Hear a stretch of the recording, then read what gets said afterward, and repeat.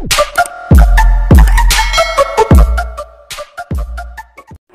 mga master! Welcome back again to our channel. Panibagong araw, panibagong kabanata na naman ang pagsamasamayin natin ngayong araw na ito.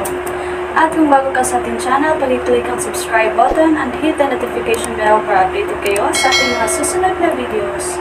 So mga master, bago natin simulan ang ating kabanata ngayong araw na ito, huwag po sana natin skip yung ads mga master no, dahil malaking bagay na po yan sa ating munting channel.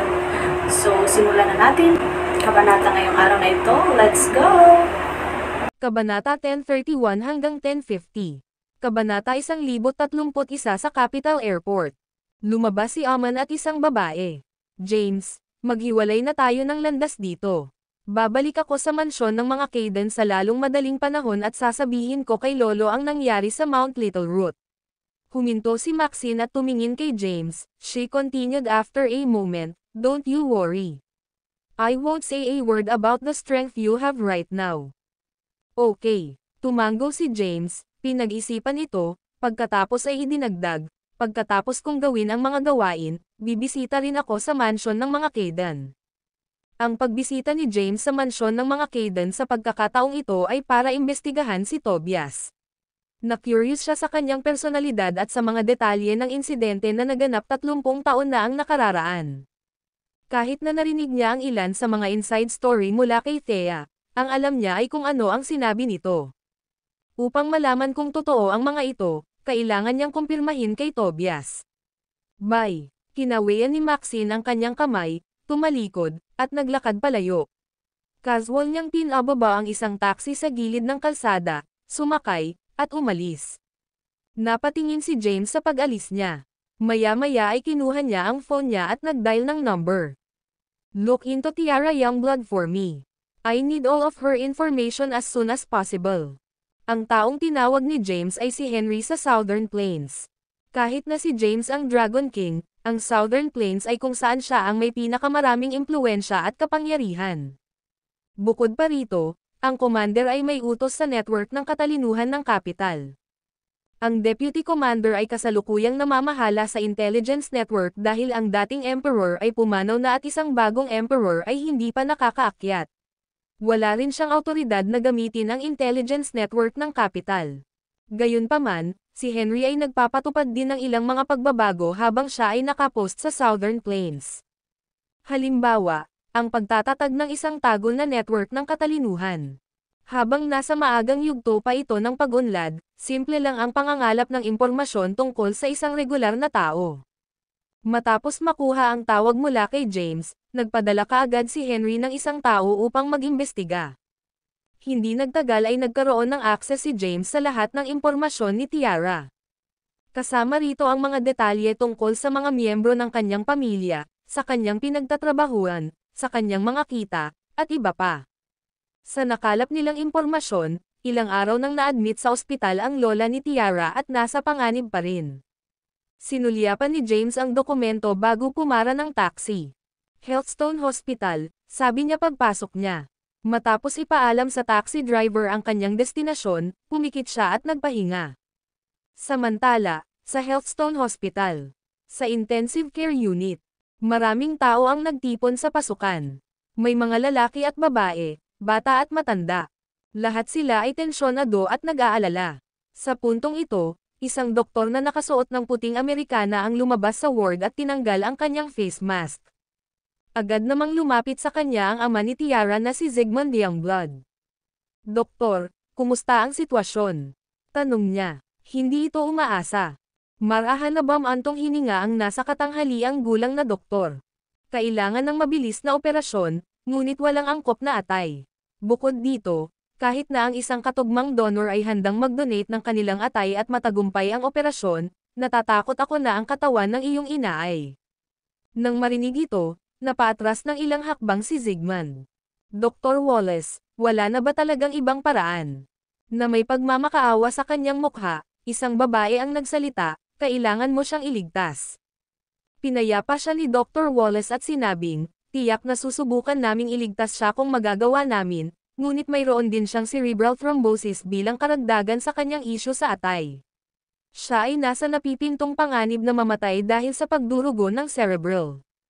Nakikiusap ako sa iyo, Doktor. Mangyaring iligtas ang aking lola. Isang dalagang mahigit 20 taong gulang lamang ang humawak sa kamay ni Dr. Wallace at nagmamakaawa, tumutulo ang mga luha sa kanyang pisngi. Si Tiara iyon. With a frustrated expression, Dr. Wallace shook his head bago tumalikod at naglakad palayo. Tiara, huwag kang mag-alala. Nakipag-ugnayan na ako sa mga eksperto mula sa kaharian ng Meranya. Malapit na silang magsagawa ng operasyon sa iyong lola. Lumapit ang isang binata na nasa early 20s at inabot si Tiara. Gayunpaman, mabilis itong umiwas sa pagkakahawak nito. Ang video na ito ay edited by Urban Storytelling. Kabanata 1032. Tumingin sa kanya si Tiara na may luha sa mga mata at nagtanong, Is that true? Oo, may pagmamalaki na nakasulat sa kanyang mukha. Tumanggo ang lalaki at sinabing, sa kapangyarihan at impluwensya ng pamilya Henderson sa kapital, medyo simple lang na kumuha ng ilang eksperto mula sa ibang bansa. Huwag mag-alala, magiging maayos din ang lola mo. Minor surgery lang ito. Matatapos na ito sa loob ng ilang minuto kapag dumating na ang mga eksperto. Salamat. Para bang nakakapit siya sa kanyang huling piraso ng pag-asa, patuloy na nagpapasalamat kay Tiara. Maraming salamat, Mr. Henderson. Hindi namin alam kung ano ang gagawin kung hindi dahil sa iyo. Hindi mo lang ginawa ang mga organisasyong pagsasaayos sa Healthstone Hospital, ang pinakamahusay na ospital sa kapital, ngunit nakipag-ugnayan ka rin, kasama ng mga dayuhang eksperto. Swerte talaga ni Tiara. Pagkatapos niyang magpakasal sa pamilya Henderson, mararanasan niya ang hindi maisip na kayamanan at mataas na karangalan. Matthew and Tiara are really a match made in heaven. Ang mga miyembro ng pamilyang Youngblood na naruroon ay pawang bumubulusok sa kanila. Talaga, ngumiti ng malawak si Matthew. You can be at ease. I will really treat Tiara well. We'll get engaged after Lola recovered from her operation. Nang marinig iyon, nakikita ko ang noo ni Tiara. Isang silhouette ang hindi maiwasang lumitaw sa kanyang isipan, ngunit agad siyang bumantong hininga bilang pagbibitiw. Alam niyang imposibleng makasama niya si James. Si James ang Dragon King. Napapaligiran siya ng napakaraming mahuhusay at magagaling na babae.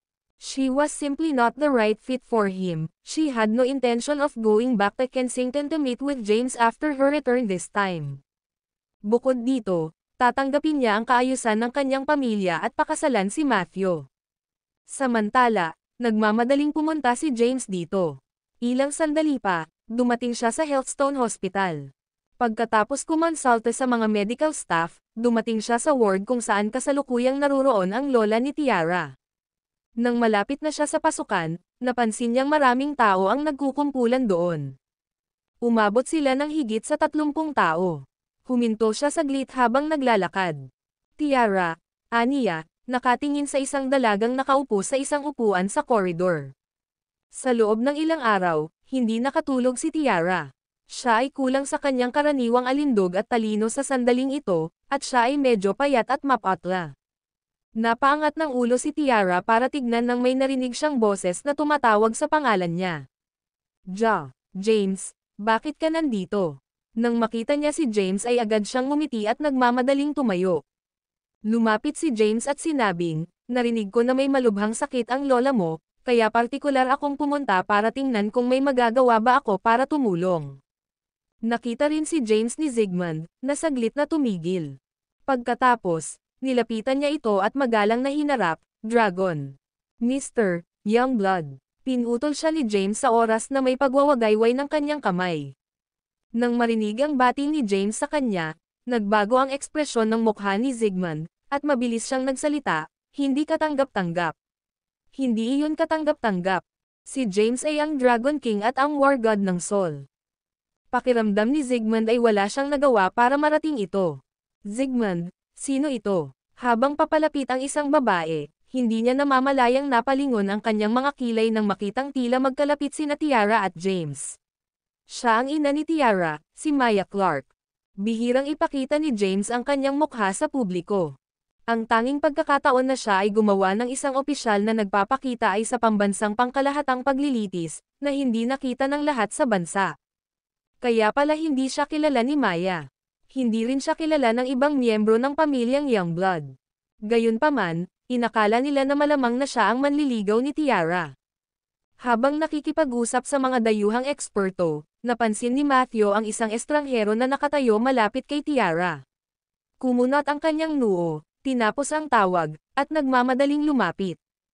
Hinailan niya si Tiara palapit sa kanya, binigyan niya ng masamang tingin si James.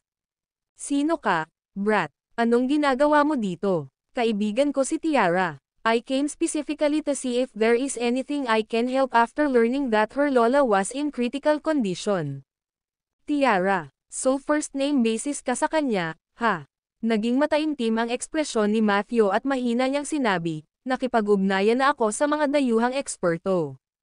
Pagsapit ng hapon, nasa kapital na sila. "Wala kang pasok dito. Dapat kang umalis." Naiinis kay James ang ugali ni Matthew. "Tiara, sino ito?" tanong niya, sabay tingin sa kanya. Nanatiling nakayuko si Tiara at nanatiling tahimik. "Si Maya, ang kanyang ina, at binigyan siya ng kitang-kitang pagpapakilala. Ito si Mr. Matthew Henderson mula sa pamilyang Henderson. Siya ang aking manugang. Maaaring pamilyar sa iyo ang mga Henderson. Sa mga aset na tumayo ng ilang daang bilyon, sila isa akong kilalang pamilya sa kabisera." Hindi maiwasan ni James na lingunin ni Matthew matapos marinig iyon. Ang video na ito ay edited by Urban Storytelling. Kabanata 1033. Anong tinitingin-tingin mo? Ngumisi si Matthew. "Sino ka sa tingin mo para habulin si Tiara kapag ganyan ang itsura mo?" "James, please don't take this to heart," mahinang sabi ni Tiara, nakayuko ang ulo. Ang pag-aayos ng kasal ay ginawa lamang ng kanyang ina. Dati, sinubukan siya ng kanyang ina na bumalik at makipagtipan kay Matthew, ngunit palagi siyang nasa Kensington. Kamakailan lang ay bumalik siya nang may malubhang karamdaman ang kanyang lola. Siya lamang at ang kanyang ama ang nakakaalam sa nangyari sa Kensington. Ang natitirang bahagi ng pamilyang Youngblood ay ganap na walang kamalayan. Ibinigay ni James ang isang maliit na wave ng kanyang kamay at sinabi, "Nandito lang ako para makita ang pasyente." "Nasa ward siya diba?" "Titingnan ko." "Yes, nasa loob siya." May ngiti sa labi si Tiara. "Ipapasok kita." Ang pagkakakilanlan ni James ay hindi alam ng iba, ngunit alam ito ni Tiara. Siya ay hindi lamang isang bihasang sinaunang martial artist, isa rin siyang magaling na doktor. Maaaring mailigtas ang kanyang lola kung handang tumulong si James. "Anong ginagawa mo?" Agad namang humakbang si Matthew at pinigilan sila. "Tiara, what are you doing? This is the ICU. Even relatives are prohibited from entering, only the attending physician is allowed. You're now letting an outsider in." James is a doctor," mahinang sabi ni Tiara. Kahit na, ito ay hindi pinahihintulutan. Biglang tumaas ang boses ni Matthew at napabulalas, saang ospital ba siya galing? Healthstone Hospital ba? Kahit siya, hindi siya autorisadong pumasok. Tsaka siya. Tiningnang mabuti ni Matthew si James at naisip na hindi naman talaga siya mukhang doktor. "Mukha ba siyang doktor sa iyo?" Tumayo ang nanay ni Tiara at hindi sumasang-ayon. "Ano bang problema mo, Tiara? Bakit nakikipagkaibigan ka na lang sa mga random na tao? Hindi magtatagal ay engaged na kayo ni Mr. Henderson. Stop interacting with these shady characters, I'm warning you." "Ina, ako." Ibinuka ni Tiara ang kanyang bibig ngunit hindi makapagsalita. Lumapit si Zygmunt at sinabing, siya nga ay isang doktor. Hayaan mo siyang pumasok sa loob at tingnan. Mawawalan ng pag-asa si inay kung hindi man lang niya ito mailigtas. Alam niya ang pagkakakilanlan ni James at ang kanyang kakayahan sa medisina. Sila ay walang kapantay sa buong mundo. Siya ay hindi kailanman, bagaman, dinaluhan ang isang pasyente na hindi sa kanya. Ngayon ay susuriin na ni James ang kanyang ina. Isa itong malaking karangalan para sa pamilyang Youngblood.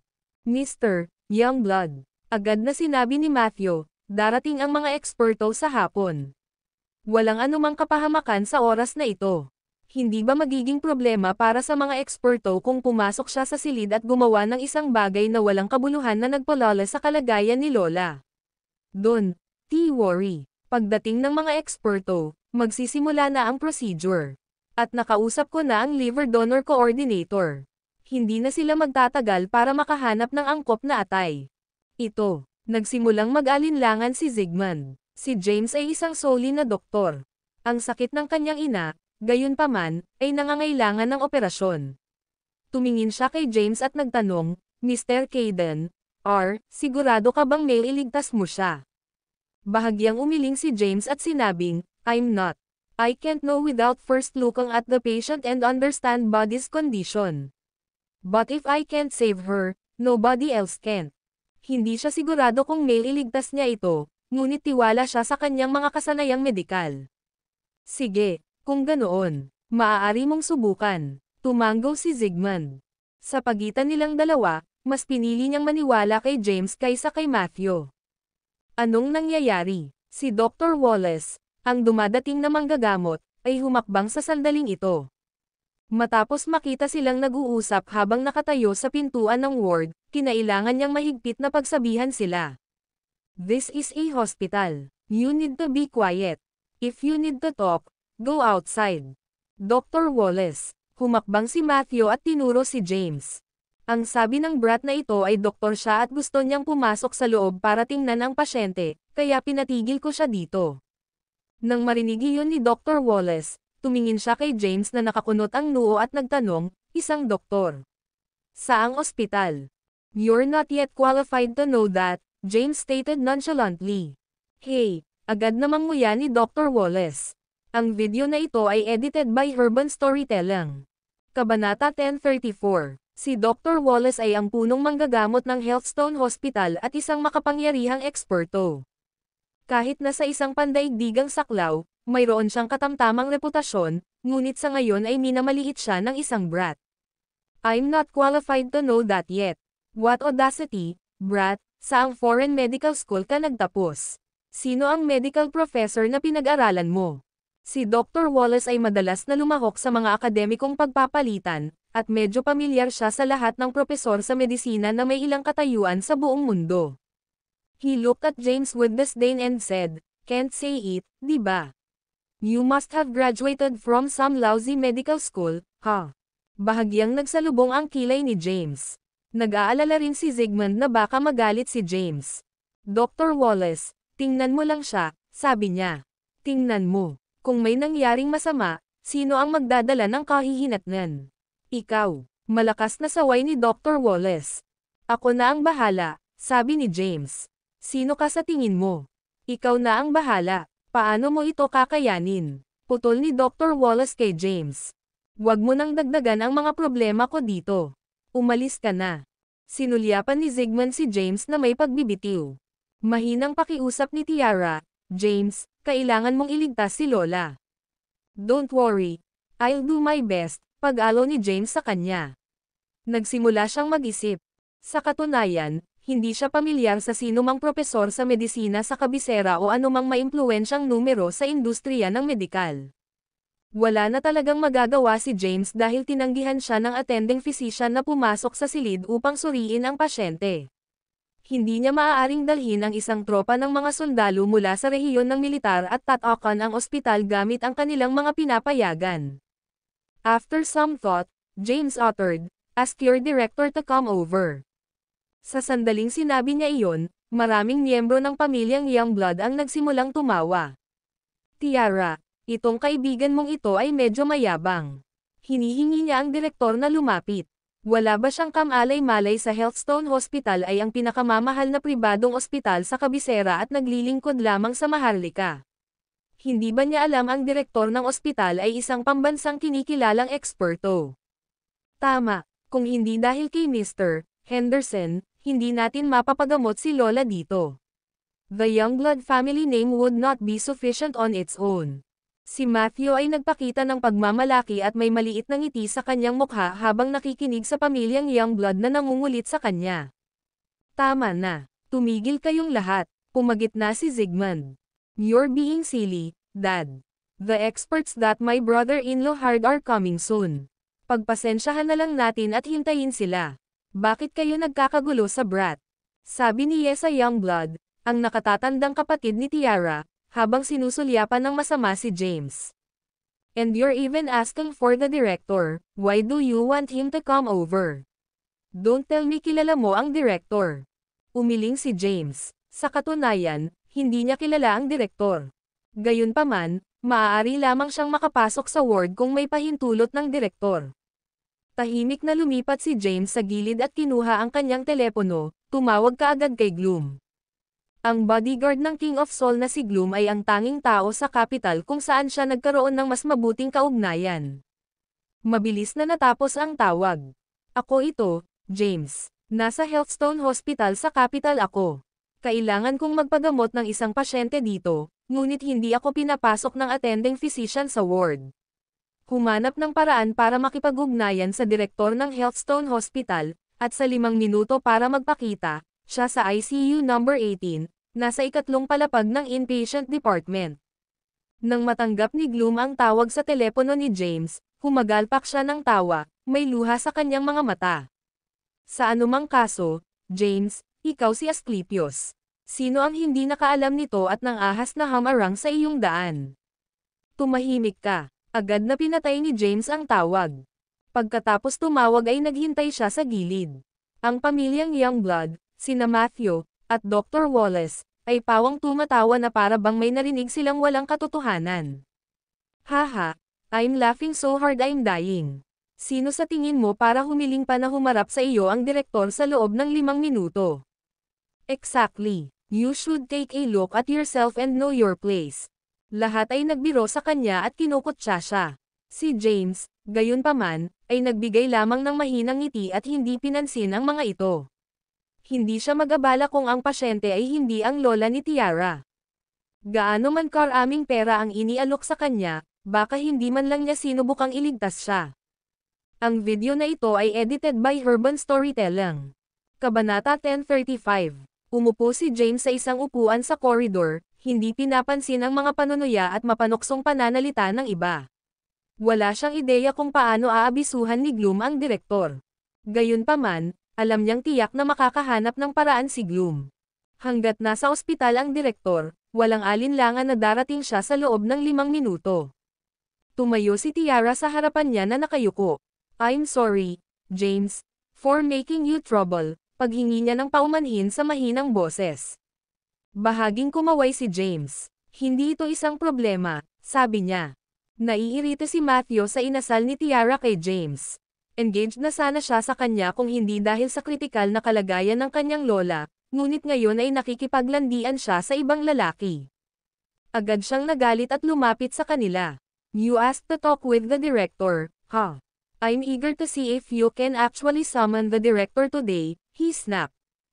Hindi alam ni Matthew ang background at pagkakakilanlan ni James.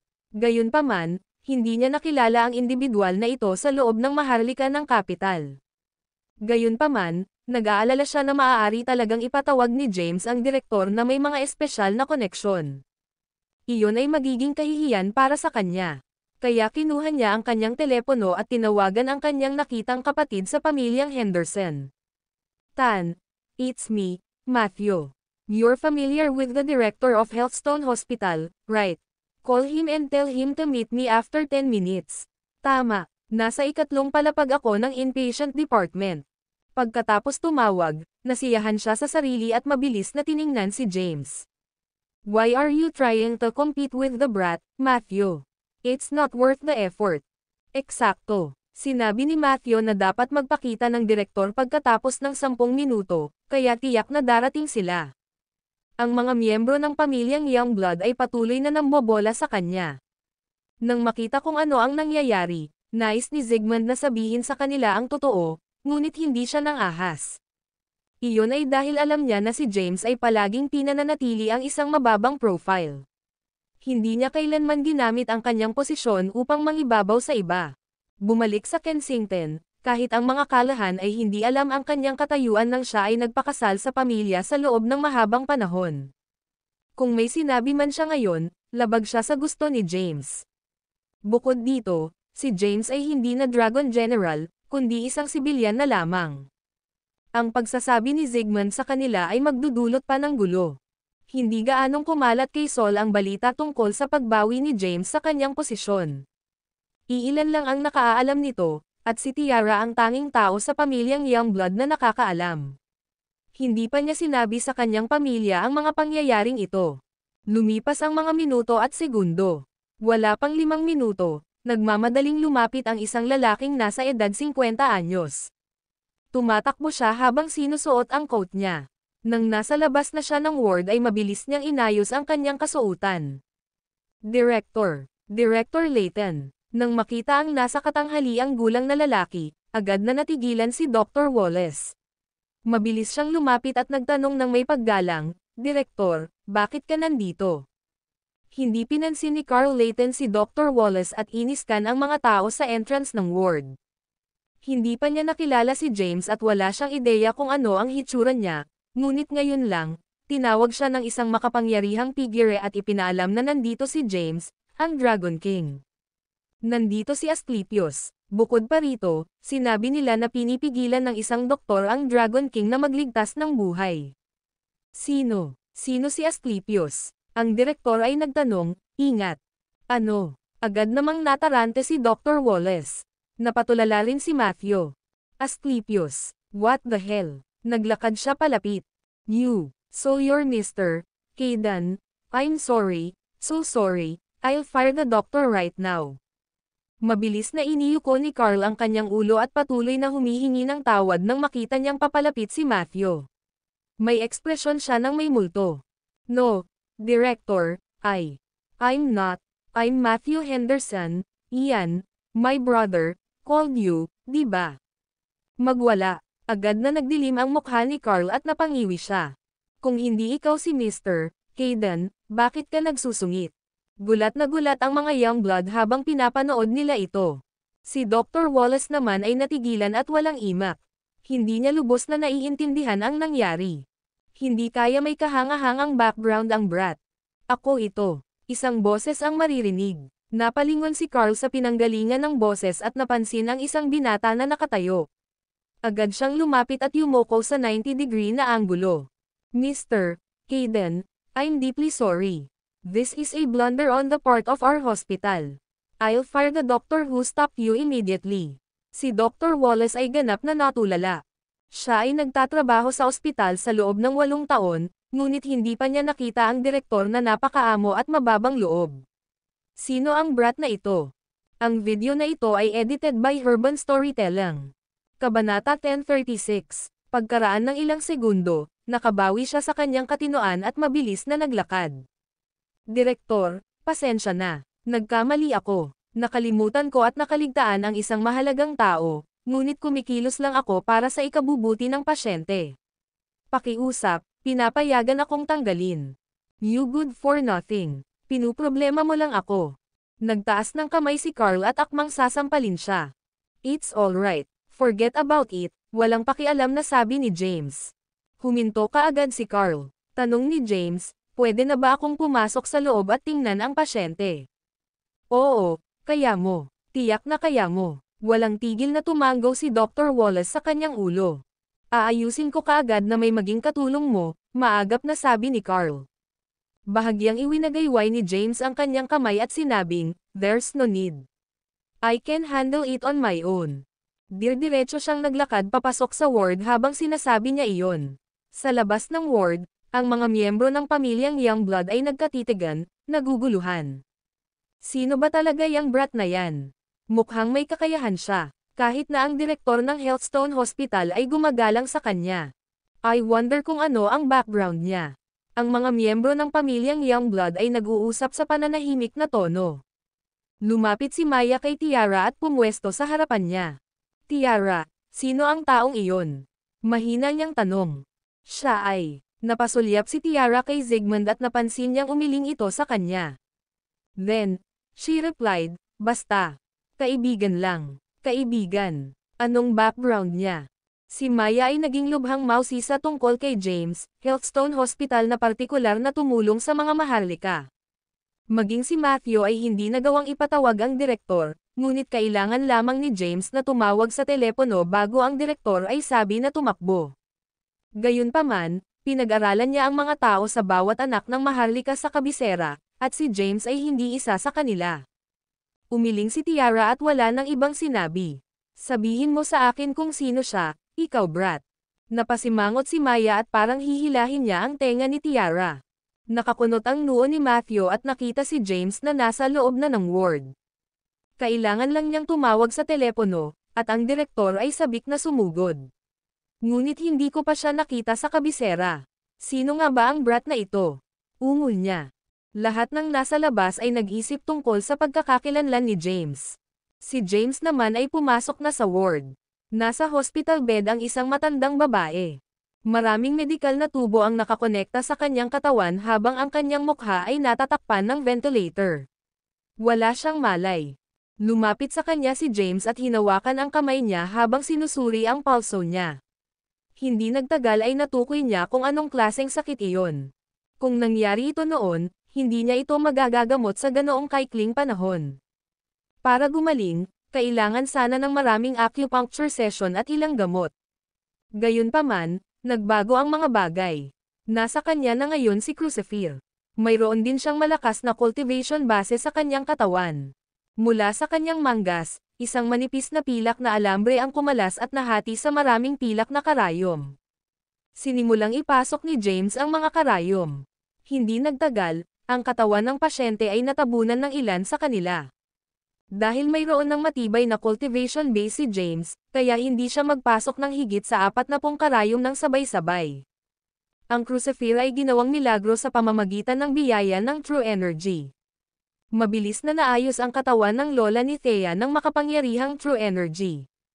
Sa loob ng 10 minuto, agad na nagising ang matandang babae na kanina pa walang malay.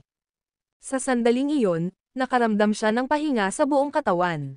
"You're all good now, madam," sabi ni James pagkatapos kunin ang mga karayom. "Baka ma-discharge ka na sa ospital."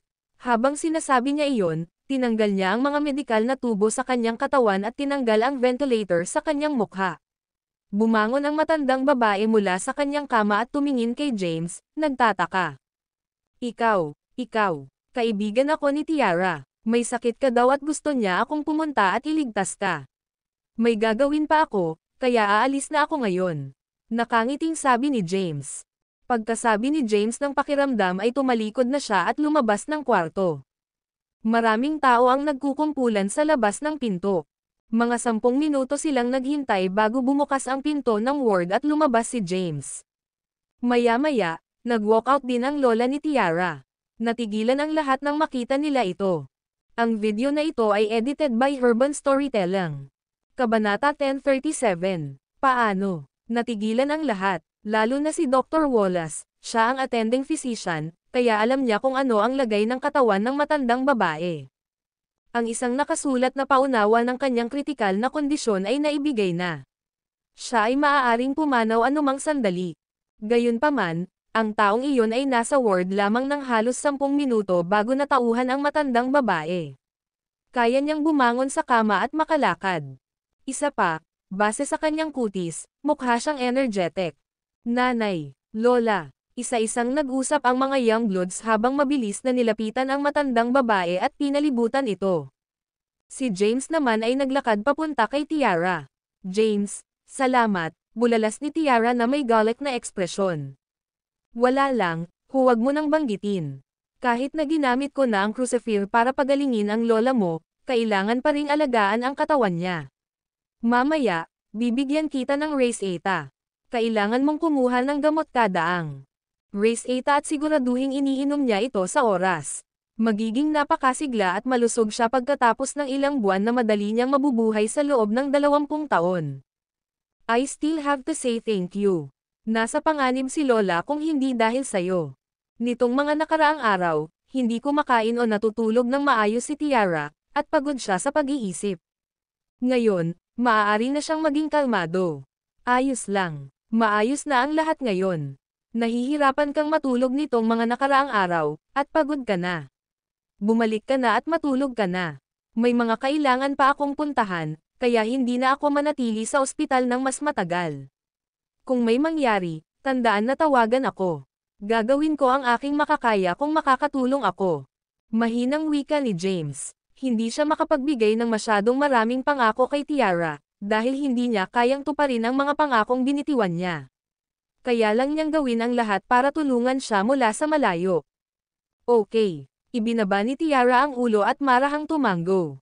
Matapos siyang batiin, hindi na nagsalita pa si James at umalis. Pinalibutan ng Youngbloods ang matandang babae. Si Asclepius talaga iyon. Sino ang taong iyon? Bakit napakamangha niya? Saglit lang siya sa loob, paano gumaling si Lola? Sino ba talaga siya, Tiara? Dad, alam mo na siguro kung sino siya. Tell us. Walang sinabi si Tiara, pati si Zygmunt. Nagpakawala ng malalim na buntong hininga ang direktor at sinabing, hindi ko akalain sa buong buhay ko na masasaksihan ko ang gayong mahimalang eksena. Siya ang Asclepius ng Sol, kung tutuusin. Ang sabihin na siya ang may pinakamahusay na mga kasanayan sa medikal sa mundo ay pinakatiyak na hindi pagmamalabas.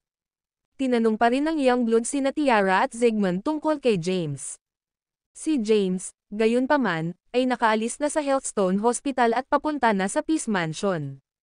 Maya-maya, nakarating na siya sa entrance ng Peace Mansion. Nariyan ba ang hari? Tanong niya sa guard sa entrance.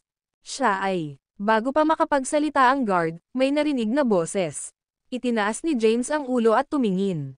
Mula sa Peace Mansion, lumitaw ang isang nasa katanghaliang gulang na lalaki na may hindi kapansin-pansing hitsura na nakasuot ng itim na kapote, at si James ay lumapit.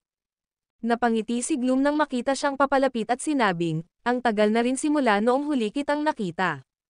Nga pala, ano ang nangyari sa Mount Little Root sa western border?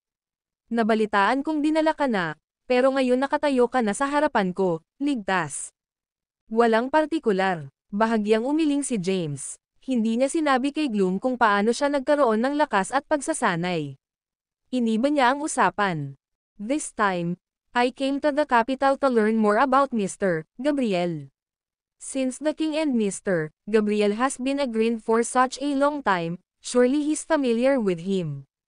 Let's talk pag nasa loob na tayo. Isang magiliw na galaw ang ginawa ni Gloom gamit ang kanyang kamay. Tumango si James, saka tumalikod at naglakad. Sa sandaling lumingon siya, biglang kumilo si Gloom at yumoko sa kanyang likuran.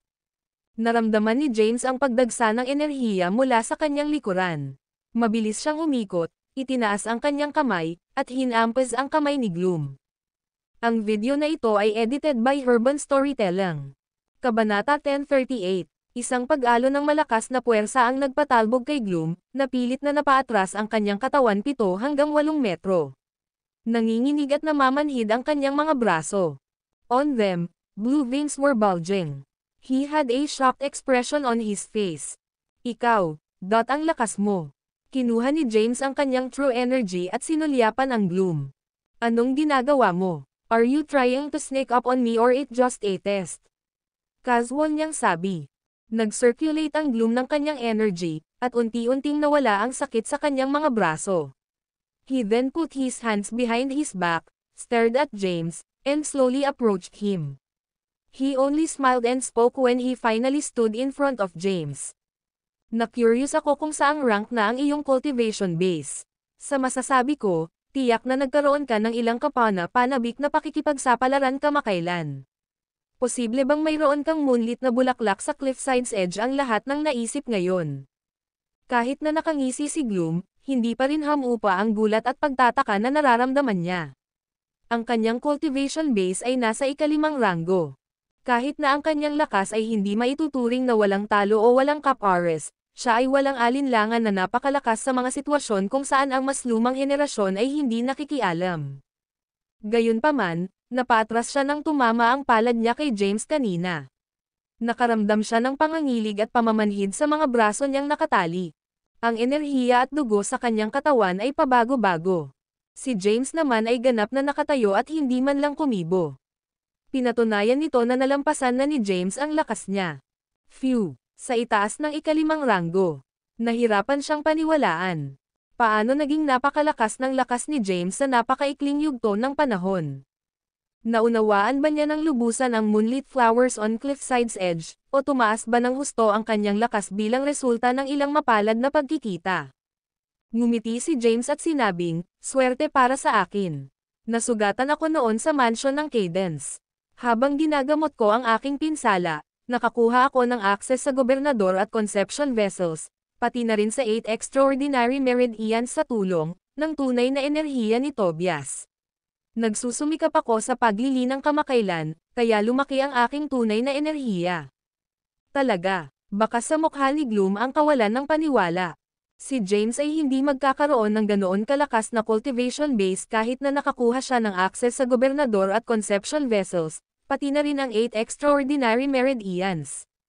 Gayunpaman, hindi sinabi ni James, kaya hindi na siya nagtanong pa. Gumawa siya ng isang malugod na kilos gamit ang kanyang kamay. Sige po, tumalikod na si James at umalis. Ang Gloom, gayunpaman, ay nanginginig sa kanyang mga kamay habang nagngangalit ang kanyang mga ngipin at nakangiwi sa sakit. Napakasakit niyan. Sa isang marangyang sala sa loob ng Peace Mansion. Nakasuot ng tipikal na kamiseta ang Hari ng Sol at nakaupo sa sofa. May hawak siyang pahayagan at may sensinang nagbabasa nito. Nang makalapit si James, inilapag niya ang hawak na dyaryo at tinuro ang sofa sa tapat niya. Umupo ka. Umupo si James. Pagkaupo niya, isang sigarilyo ang hinagis sa kanyang direksyon. Kinuha niya ito, kumuha ng lighter sa mesa, at sinindihan. Ang Hari ng Sol ay nagtanong, "Banibisita mo ba ang kabisera sa oras na ito para sa isang tiyak na dahilan?" "Actually, it's nothing major. I'm just here to ask about Mr. Gabriel. He sent Madeleine Gabriel to Kensington, which caused me a lot of trouble," casual na sabi ni James habang hinihit-hit ang sigarilyo. Oh, talaga. Mukhang nagulat ang hari. Sinulyapan siya ni James at sinabing, "Huwag mong sabihing hindi mo alam iyon. Medyo nakakatakot ang intelligence network na kinokontrol mo bilang Hari ng Sol. Naniniwala ako na hindi mo palalampasan ang anumang nangyayari sa Sol. Nambobola mo ako." Isang matamis na ngiti ang ibinigay ng Hari ng Sol. "Anong history meron si Mr. Gabriel?" Sabi ni James habang nagdidilim ang ekspresyon niya. "I'm planning to kill him with the blade of justice." Bahagyang nagbago ang ekspresyon ng Hari ng Sol nang marinig siya. "That's quite a crazy plan you have there," sabi niya maya-maya, nakangiti. Si Gloom, na lumapit upang tumayo sa likod ng Hari ng Sol, ay parehong namangha. Hindi niya inaasahan na magkakaroon ng ganoong pag-iisip si James. Patayin si Mr. Gabriel. Kung posible lang napatayin siya, hindi na sana naghintay ang hari hanggang ngayon. Kaya kailangan ko ng detalyadong impormasyon tungkol kay Mr. Gabriel, sabi ni James na nakasandal sa sofa habang nakakross ang mga paa. Nang marinig iyon ng Hari ng Sol, siya ay naging malalim sa kanyang pag-iisip. Ibinaba ni Gloom ang kanyang tenga at pabulong na nagsalita ng ilang salita. Ang mukha ng hari ay nagbago mula sa pagtataka tungo sa pagkataranta at sa wakas ay naging isang kontentong ngiti. Maya-maya pa, sabi niya habang nakangiti, "Dragon King, gusto mong patayin si Mr. Gabriel. Sinusuportahan ko iyon ng buong puso, ngunit hindi ako mag-aalok sa iyo ng anumang tulong. Ano man ang mangyari, kailangan mong harapin ito ng mag-isa." James furrowed his brows and said, "What could possibly happen? Don't keep me guessing. Tell me everything about Mr. Gabriel." Ang video na ito ay edited by Urban Storytelling. Kabanata 1039. Nagtanong si James tungkol kay Mr. Gabriel, at naging solemn na ang ekspresyon ng hari.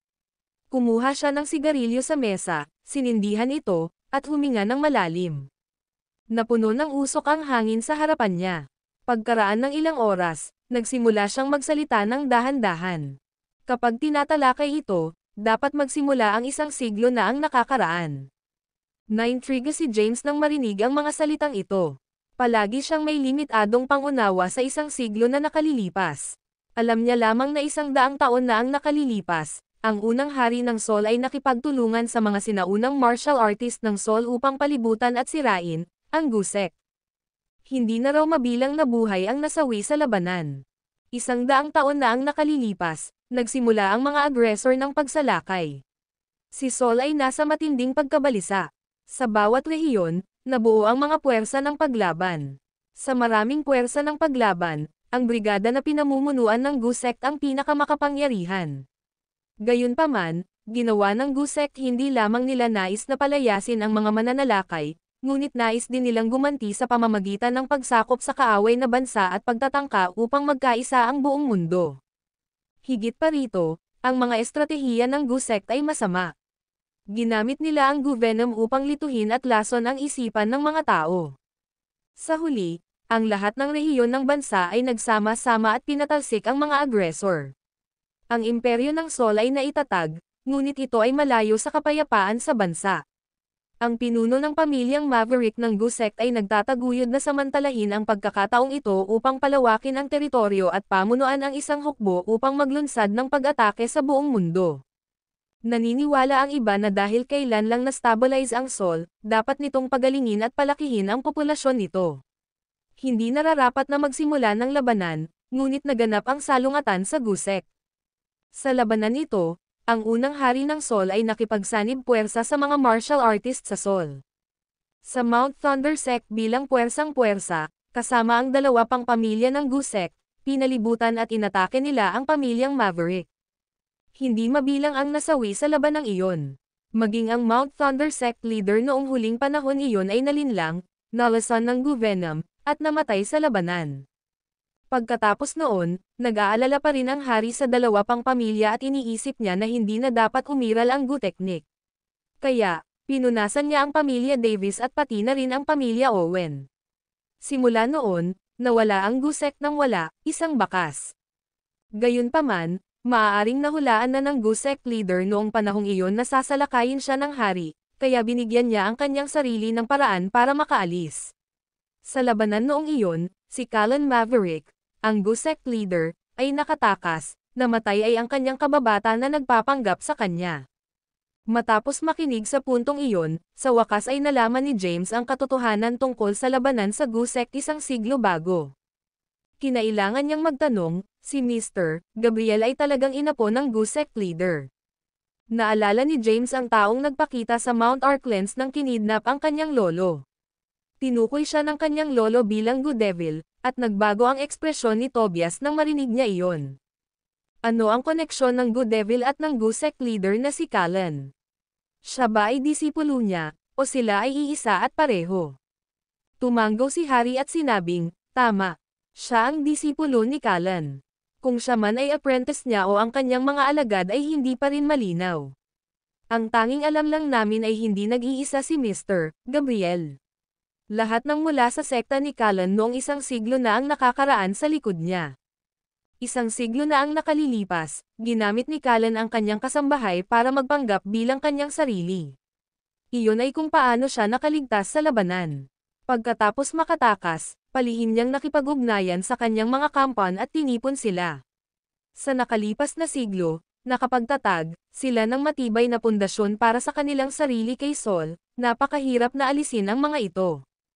Gayunpaman, kailangan nating kumilos, kung hindi, ito ay isang kalamidad. Labis na nag-aalala ang hari. Sa paglipas ng mga taon, sinisikap kong alamin kung sino ang mga kaalyado ni Mr. Gabriel ng palihim, ngunit kahit paano ko tingnan ito, walang gaanong impormasyon. Gayunpaman, kung mamamatay si Mr. Gabriel, lahat ng kanyang mga kaalyado ay agad na babangon, at ang mga inapo ni Callan ay maaaring gawin din ito. There would be a chain of events following Mr. Gabriel's death. Dahil dito, we never did anything to harm Mr. Gabriel for all these years. Kung kikilos kami, hindi namin kakayanin ang mga kahihinatnan. Sinulyapan niya si James habang sinasabi ito. Ngunit ngayon ay dumating ang pagkakataon. Si James ay napaisip din ng malalim. Ang mga salita ng hari ay karaniwang maaasahan, dahil alam ni James ang tungkol kay Rain Maverick. Iyon ang taong nilason siya ng Gu Venom sa Mount Thunder Pass noong panahong iyon. Gayunpaman, hindi niya maintindihan kung bakit pinili ni Rain na lasunin na lang siya ng Gu Venom kaysa patayin siya kaagad, gaya ng walang pag-aalinlangan na gagawin ng emperador. Hindi ba iyon ang pagbibigay lamang sa kanya ng pagkakataong mabuhay? Tapos yung lolo niya. Ayon sa espekulasyon ni Maxine, ang nasa likod ng emperor ay ang kanyang lolo. Kung ganoon nga ang kaso, maaaring ang kanyang lolo ay kaalyado ni Mr. Gabriel. Ang video na ito ay edited by Urban Storytelling. Kabanata 1040. Ang lolo ba niya ay nasa likod ni Mr. Gabriel, o nakikipag-collaborate lang siya kay Mr. Gabriel? Bahagyang natarante si James. James, I think you can make your move now, sabi ng hari habang nakatingin kay James.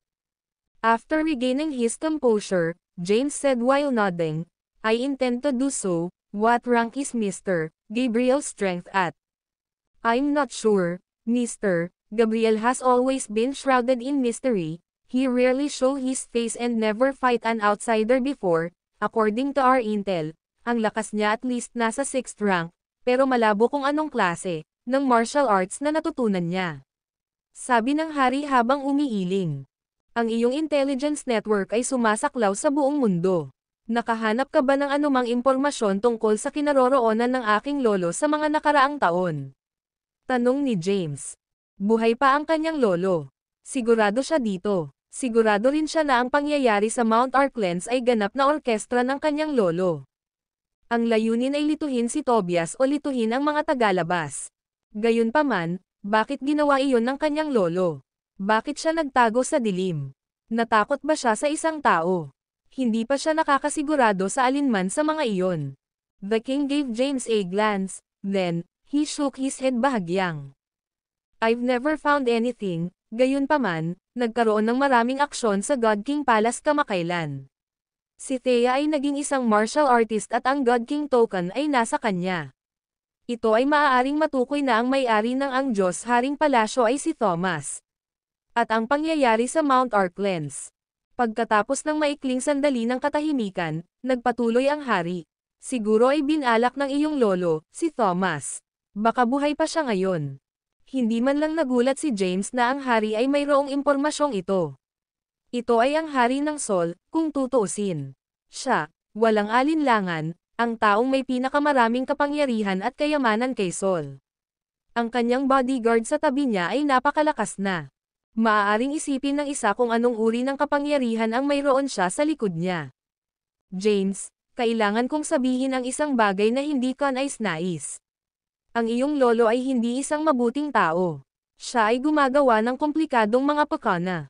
Dapat kang maging maingat at huwag hayaan siyang samantalahin ka, paalala ng hari ng Sol. Mukhang determinado si James habang umiiling. No, if my grandfather is still alive, I believe he won't take advantage of me. I also believe he won't bring me any harm.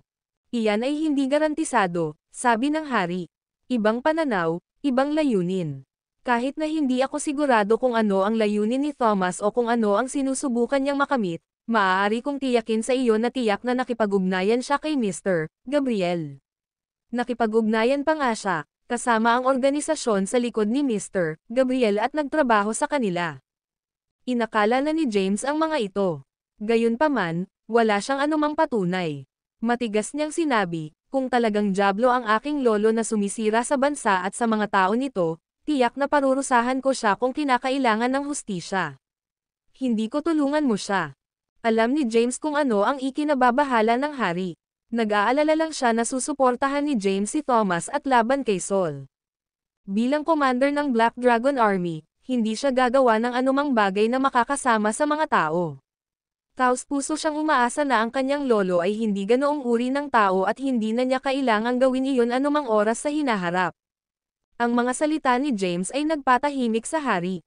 Gusto mong patayin si Mr. Gabriel, pero hindi kita matutulungan. Higit pa rito, hindi tiyak kung ano ang mangyayari pagkatapos mapatay si Mr. Gabriel. Gayunpaman, kailangang may gumawa nito. Ang posisyon mo ngayon bilang general ng Southern Plains at Dragon. Ginagawa ng King of the Southern Plains na hindi nararapat para sa iyo na makialam sa mga gawain ng kapital. Sasabihin ko itong muli, ang posisyon ng commander ng Red Flame Army ay nakalaan para sa pamamagitan ng pagkuha sa Red Flame Army, magkakaroon ka ng autoridad na ipatupad ang batas. Bilang resulta, magagawa mong harapin ang mga kahihinatnan ng pagkamatay ni Mr. Gabriel ng paisa-isa. Tumanggo si James, hindi na siya tumanggi sa pagkakataong ito. Napangiti ang hari nang mapansin niyang tumanggo si James. Naway magtagumpay ka, Dragon King. Kung maalis mo ang cancerous na tumor na si Mr. Gabriel, talagang magiging bayani ka ng ating bansa. Manatili ka muna sa kabisera ng ilang araw. Kailangang may boto sa Kongreso para magpasya kung gagampanan mo o hindi ang tungkulin bilang commander. Hindi mahalaga kahit na sabihin ko ito. Okay. Tumanggo si James at tumayo. Kukunin ko ang aking bakasyon ngayon. Ang video na ito ay edited by Urban Storytelling. Kabanata 1041. Sa wakas ay nagkaroon ng maikling pag-unawa si James sa background ni Mr. Gabriel. Nalaman din niya ang posibleng chain reaction at malubhang kahihinatnan ng pagsisikap na alisin si Mr. Gabriel. Ang planong ito ay hindi isang bagay na dapat minamadali. Pagkatapos umalis sa Peace Mansion, tumungo si James sa Cadence. Nakabalik na si Maxine sa mansyon ng mga Caden. Sa looban, lumuhad siya sa tabi ni Tobias, na nasa kalagitnaan ng paggawa ng martial arts squat. Medyo matagal na lumuhad si Maxine, pero hindi pinansin ni Tobias ang presensya niya. Makalipas ang 20 minuto, sa wakas ay tumayo si Tobias at kinuha ang tuwalya na iniabot sa kanya ng isang katulong. Naglakad siya papunta kay Maxine habang nagpupunas ng kanyang pawis. "Get up," malamig na sabi nito sa kanya. Tumayo si Maxine. Umupo si Tobias sa gazebo sa likod bahay, kumuha ng tasa ng tsaa mula sa mesang bato, at humigop ng tsaa. Pagkatapos, mahina niyang tinanong, "Sabihin mo sa akin, ano ang nangyari sa Mount Little Root?" Nakita na niya ang footage at alam ang tungkol sa mga pangyayari sa Mount Little Root, ngunit maraming bagay ang hindi niya maintindihan. Kaya naman, nang malaman niya ang tungkol sa pagbabalik ni Maxine, agad niya itong pinatawag. Tumayo si Maxine sa gilid niya na nakayuko at nagsimulang magpaliwanag, "Pumunta ako sa Mount Little Root sa western border. May isang impostor na nagkukunwaring ikaw." Sabi niya kay Tobias ang buong detalye ng nangyari. Bang! Inis na inihampas ni Tobias ang kanyang mga palad sa mesa. Nakapagtataka, hindi nabasag ang mesa. Gayunpaman, nang itinaas niya ang kanyang mga kamay, isang malalim na bakas mula sa impact ang naiwan sa mesa. Si Maxine ay nanginginig sa takot. "What's wrong, Maxine? Baka may tinatago ka sa akin." Agad na lumuhad si Maxine sa lupa at umirap. "Wala akong itatago sa iyo." "So, sino ang impostor?" Matalas ang boses ni Tobias at ang kanyang mga mata ay nag-aapoy na parang mainit na uling. "Hindi ko alam. Ayaw mo pa bang sabihin sa akin ang totoo?" Galit na sigaw ni Tobias sa kanya. Ang nakakabinging sigaw ay natigilan kay Maxine hanggang sa hindi na niya magawang makabuo ng magkatugmang tugon. Pagkaraan ng ilang segundo, huminga siya ng malalim at nanginginig at nakayuko ang ulong sumagot, "Ay, it was Thea." Marami nang nahulaan si Tobias. Nakakuha na siya ng balita mula sa mga intelligence network ng Cadence na bumalik si Maxine sa Kensington kasama si Thea. Bukod pa rito, ang mga powerhouse sa Mount Little ay natunton sa God King Palace. "Mahal kong Maxine, kaya, ikaw ang nagmumungkahi na gayahin ako ni Thea at dalhin ang kanyang mga tauhan mula sa palasyo ng Diyos Hari hanggang sa bundok Little Root. Hindi mo ba naisip na ipapakita ito sa mundo na ang palasyo ng Diyos Hari ay kaanib kasama ang mga Caden? Wala akong ibang pagpipilian, Lolo. At napakagandang opsyon na iyong pinili." Puno ng galit ang mukha ni Tobias habang panunuya. "May isa pa akong tanong. Sino ang matandang lalaki na nanakit kay Donovan? Si Thomas ba ay nakabalat kayo?" "Hindi ko alam, Lolo." Paulit-ulit na umiling si Maxine habang tahimik na sumagot. Then, she continued, "Gayunpaman, medyo positibo ako na siya." Nag-isip siya sandali at nagpaliwanag. Pagkatapos bumalik ni James sa Kensington, sinabi niya na isang misteryosong tao ang nagligtas sa kanya, and helped James and Thea is Thomas. Nang marinig ito, naging malungkot ang ekspresyon ni Tobias. Nag-aalinlangan siyang mamulong sa sarili, buhay pa kaya si Thomas? Napakunot noo ni Tobias habang nag-iisip. Pagkaraan ng ilang sandali, nagtanong siya, kung ang taong iyon ay talagang si Thomas Caden, paano niya nalaman ang tungkol sa Blythe Feast of Abomination? Ang pagsubok sa Mount Little Root ay naging viral. Ito ay hindi na isang lihim na nakuha ng isang tagalabas, ang signature martial arts skill ng Blithiz. Ang lahat ay interesado sa pagkakakilanlan ng taong nanakit kay Donovan.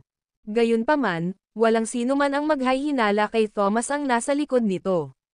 Gayunpaman, Maraming sikreto ang alam ni Tobias, kabilang ang katotohanang si Thomas ang nagtatag ng God King Palace at pinangunahan ni Thea ang mga elite mula sa God King Palace hanggang Mount Little Root habang ginagaya si Tobias.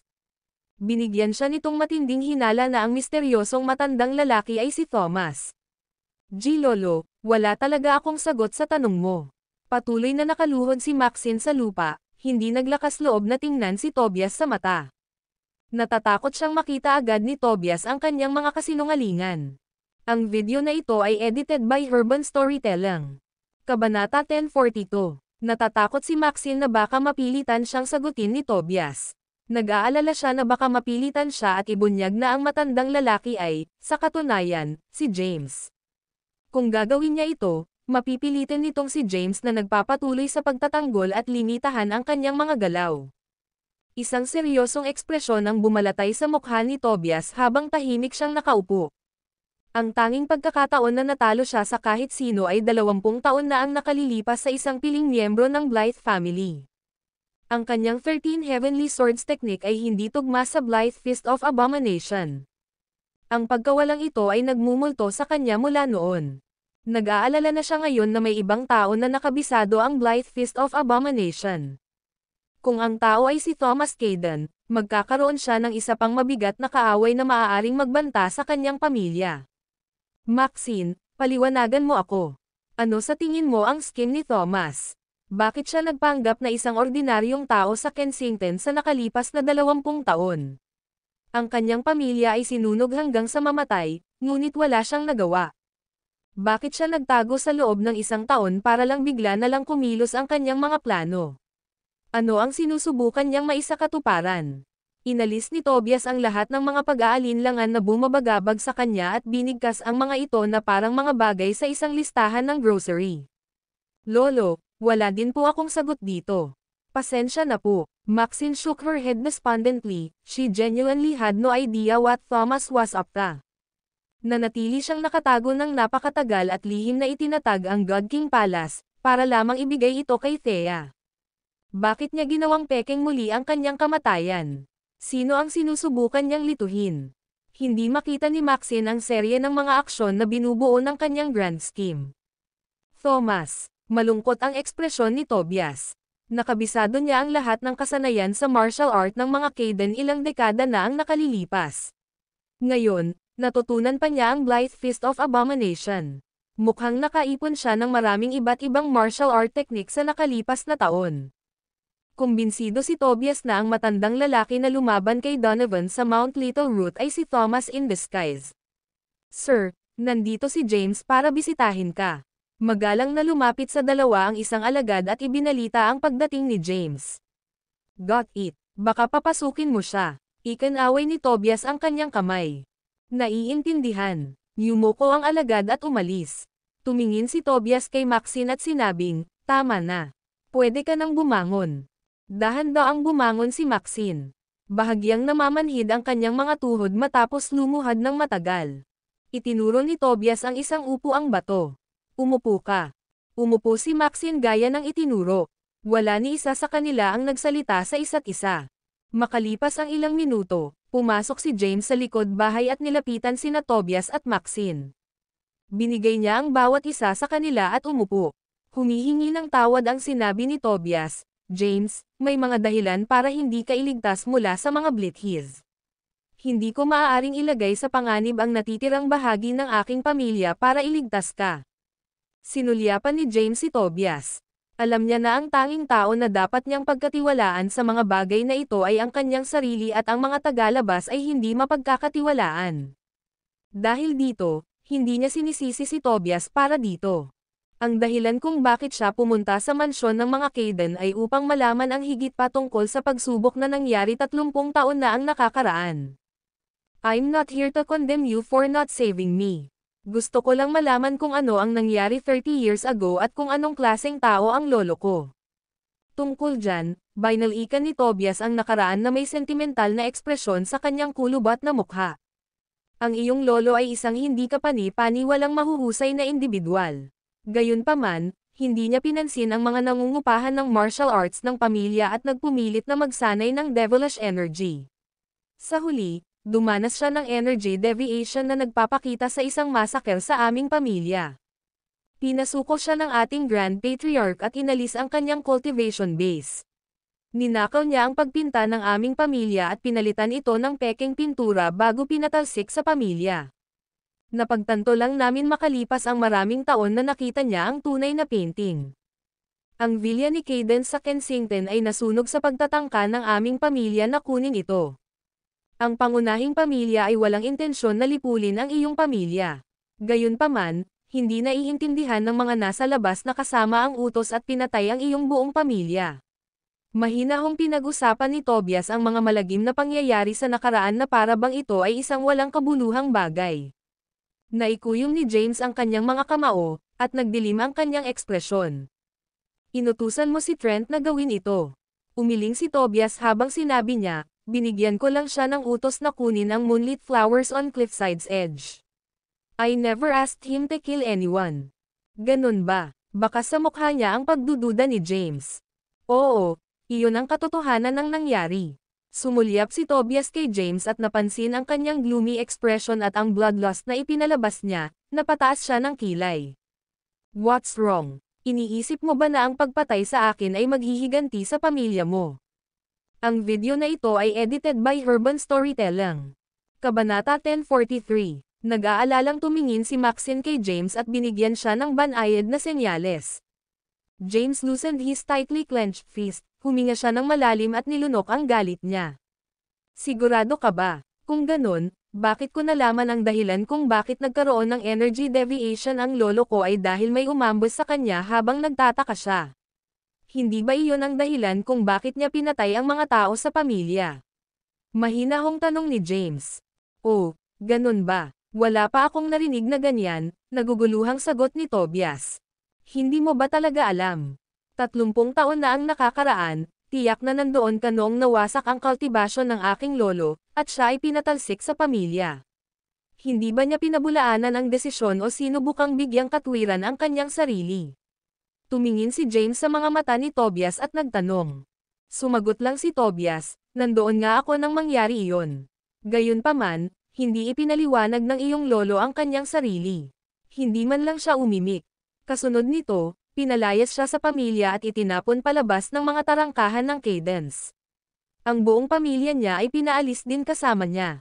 Nakikita ko, James Saturday having realized some things and said, kung ganoon talaga ang nangyari, wala na akong dapat itanong pa. Napabuntong hininga si Tobias. James, I really never intended to kill your family 10 years ago. Sa kabila ng lahat, ang lolo mo at ang pamilya niya ay mga Cadence. Hindi ako ganoon kalamag, ang oras na napagtanto ko at sumugod sa Kensington. Kahit gaano kalaki ang utang ko sa iyo, kaya't sinusubukan kong makabawi. May plano pa akong pumalit sa aking posisyon at maging pinuno ng mga Cadence sa hinaharap. Kinaway-kaway ni James ang kanyang kamay at pinutol si Tobias. Hindi na kailangan. I'll investigate this matter though rough on my own. Nalaman kong hindi mo sinasabi sa akin ang totoo, I'll make sure you regret it. Mabuti, gawin mo ang dapat mong gawin, mahinahong sagot ni Tobias. Naramdaman ni Maxine na may kakaibang pakiramdam sa kanilang pag-uusap at mabilis na naputol. Sige, itigil na natin ang pag-uusap tungkol sa mga bagay na ito. Dapat nating pag-usapan kung paano malulutas ang susunod na krisis ng Cadence sa darating na Mount Thunder Conference. Walang plano si James para sa Mount Thunder Conference. Ang priority niya ay patayin si Gabriel at alisin ang mga tao sa likod niya sa isang iglap. Walang pag-aalinlangan na sagot ni James, may ilang oras pa bago ang Mount Thunder Conference. My main priority is to kill Mr. Gabriel. Nang marinig ito, hindi napigilan ni Tobias na bigyan ng masalimuot na tingin si James. Inisip niya kung saan nakuha ni James ang lakas ng loob na harapin si Mr. Gabriel. Kilalang kilala si Tobias kay Mr. Gabriel. Ang isang taong ito ay sa isang buong paksayon. Nasa likuran niya rin ang mga inapo ng gusek mula sa 100 taon na ang nakalilipas. Maliwanag, hindi siya isang tao na dapat pagtripan. Nagulat si Maxine sa matapang na deklarasyon ni James. Gagawin mo ba talaga? Oo. Tumanggo si James habang sinasabing, kailangang madumihan ng isang tao ang kanilang mga kamay sa bandang huli. Nilapitan ko na si Harry. Bagamat hindi niya ako kayang bigyan ng malaking suporta, magdaraos siya ng pulong para maghalal ng panibagong commander para kay Red Flame Army. Kung magiging maayos ang lahat, malamang ako ang magiging Red Flame Army's commander, pati na rin ang pinuno ng 5 commanders. Sa ganitong paraan, kahit napatayin ko si Mr. Gabriel at mag-trigger ng chain event of consequences, kakayanin ko silang maayos. Napatingin si James kay Tobias habang nagsasalita. Hindi maiwasang magtanong ni Tobias, "Anong tinitingnan mo sa akin?" Sinabi ni James, si Mr. Gabriel ang nasa likod ng mga eksenang nag-uudyok sa hidwaan at ang taong nagmumungkahi na lutisin ang mga hinaing sa pagitan ng Ancient Four sa Mount Thunder Conference. Talagang mayroon siyang nakuha, gamitin ang Blade of Justice para maalis siya. "Hindi ka ba magpapakita sa akin ng suporta?" "Imposible." Ipinikit ni Tobias ang kanyang mga mata at mariing sumagot, "Ang mga Kaiden ay hindi kailanman makikibahagi sa mga usaping politikal. King Palace's powers, you're still no match for Mr. Gabriel. This person's ways are beyond comprehension. Ni hindi mo alam kung sino ang taong sumusuporta sa kanya. Still, I'd like to try my luck." Ang mga mata ni James na kumikinang, hindi ako nagpakita ng takot. Ang video na ito ay edited by Urban Storytelling. Kabanata 1044. Gawin mo kung ano ang gusto mo, ngunit huwag kang lumapit sa mga Kaiden para humingi ng tulong kung nahihirapan ka. Hindi kami nandito para panasan ang iyong asterisk sa para sa iyo. Matatag si Tobias sa kanyang paninindigan na hindi tulungan si James. Paalala rin ni Maxine sa kanya, "James, remember to not to make any rash decisions. Alam ko, I'll need to think about the long battle ahead. Which reminds me, I'll need your help planning a plan." Talagang hindi. Bago pa makasagot si Maxine, agad na ibinaba ni Tobias ang ideya. "Hindi ka tutulungan ni Maxine dito.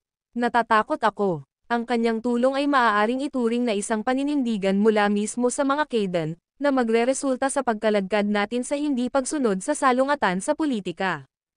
"Iyan ba ang iniisip mo?" Bahagyang napangiti si James at sumagot, "Mula nang iligtas mo ako, nasangkot na ang mga Kaiden sa bagay na ito. Ang iyong pamilya ay hindi na kayang tumayo sa gilid bilang mga inosenteng tagamasid. Kung hindi sana nakuha ng mga Kaidens, nahuli, sa napakaraming insidente." "Tobias, alam kong nag-aalala ka na hindi kakayanin ng mga Kaidens ang resulta ng aking mga aksyon. Ito ang dahilan kung bakit nag-aagawan kang bumuo ng mga alyansa na magbibigay daan sa iyo ng mga umatras mula sa Mount Thunder Conference nang hindi nasaktan.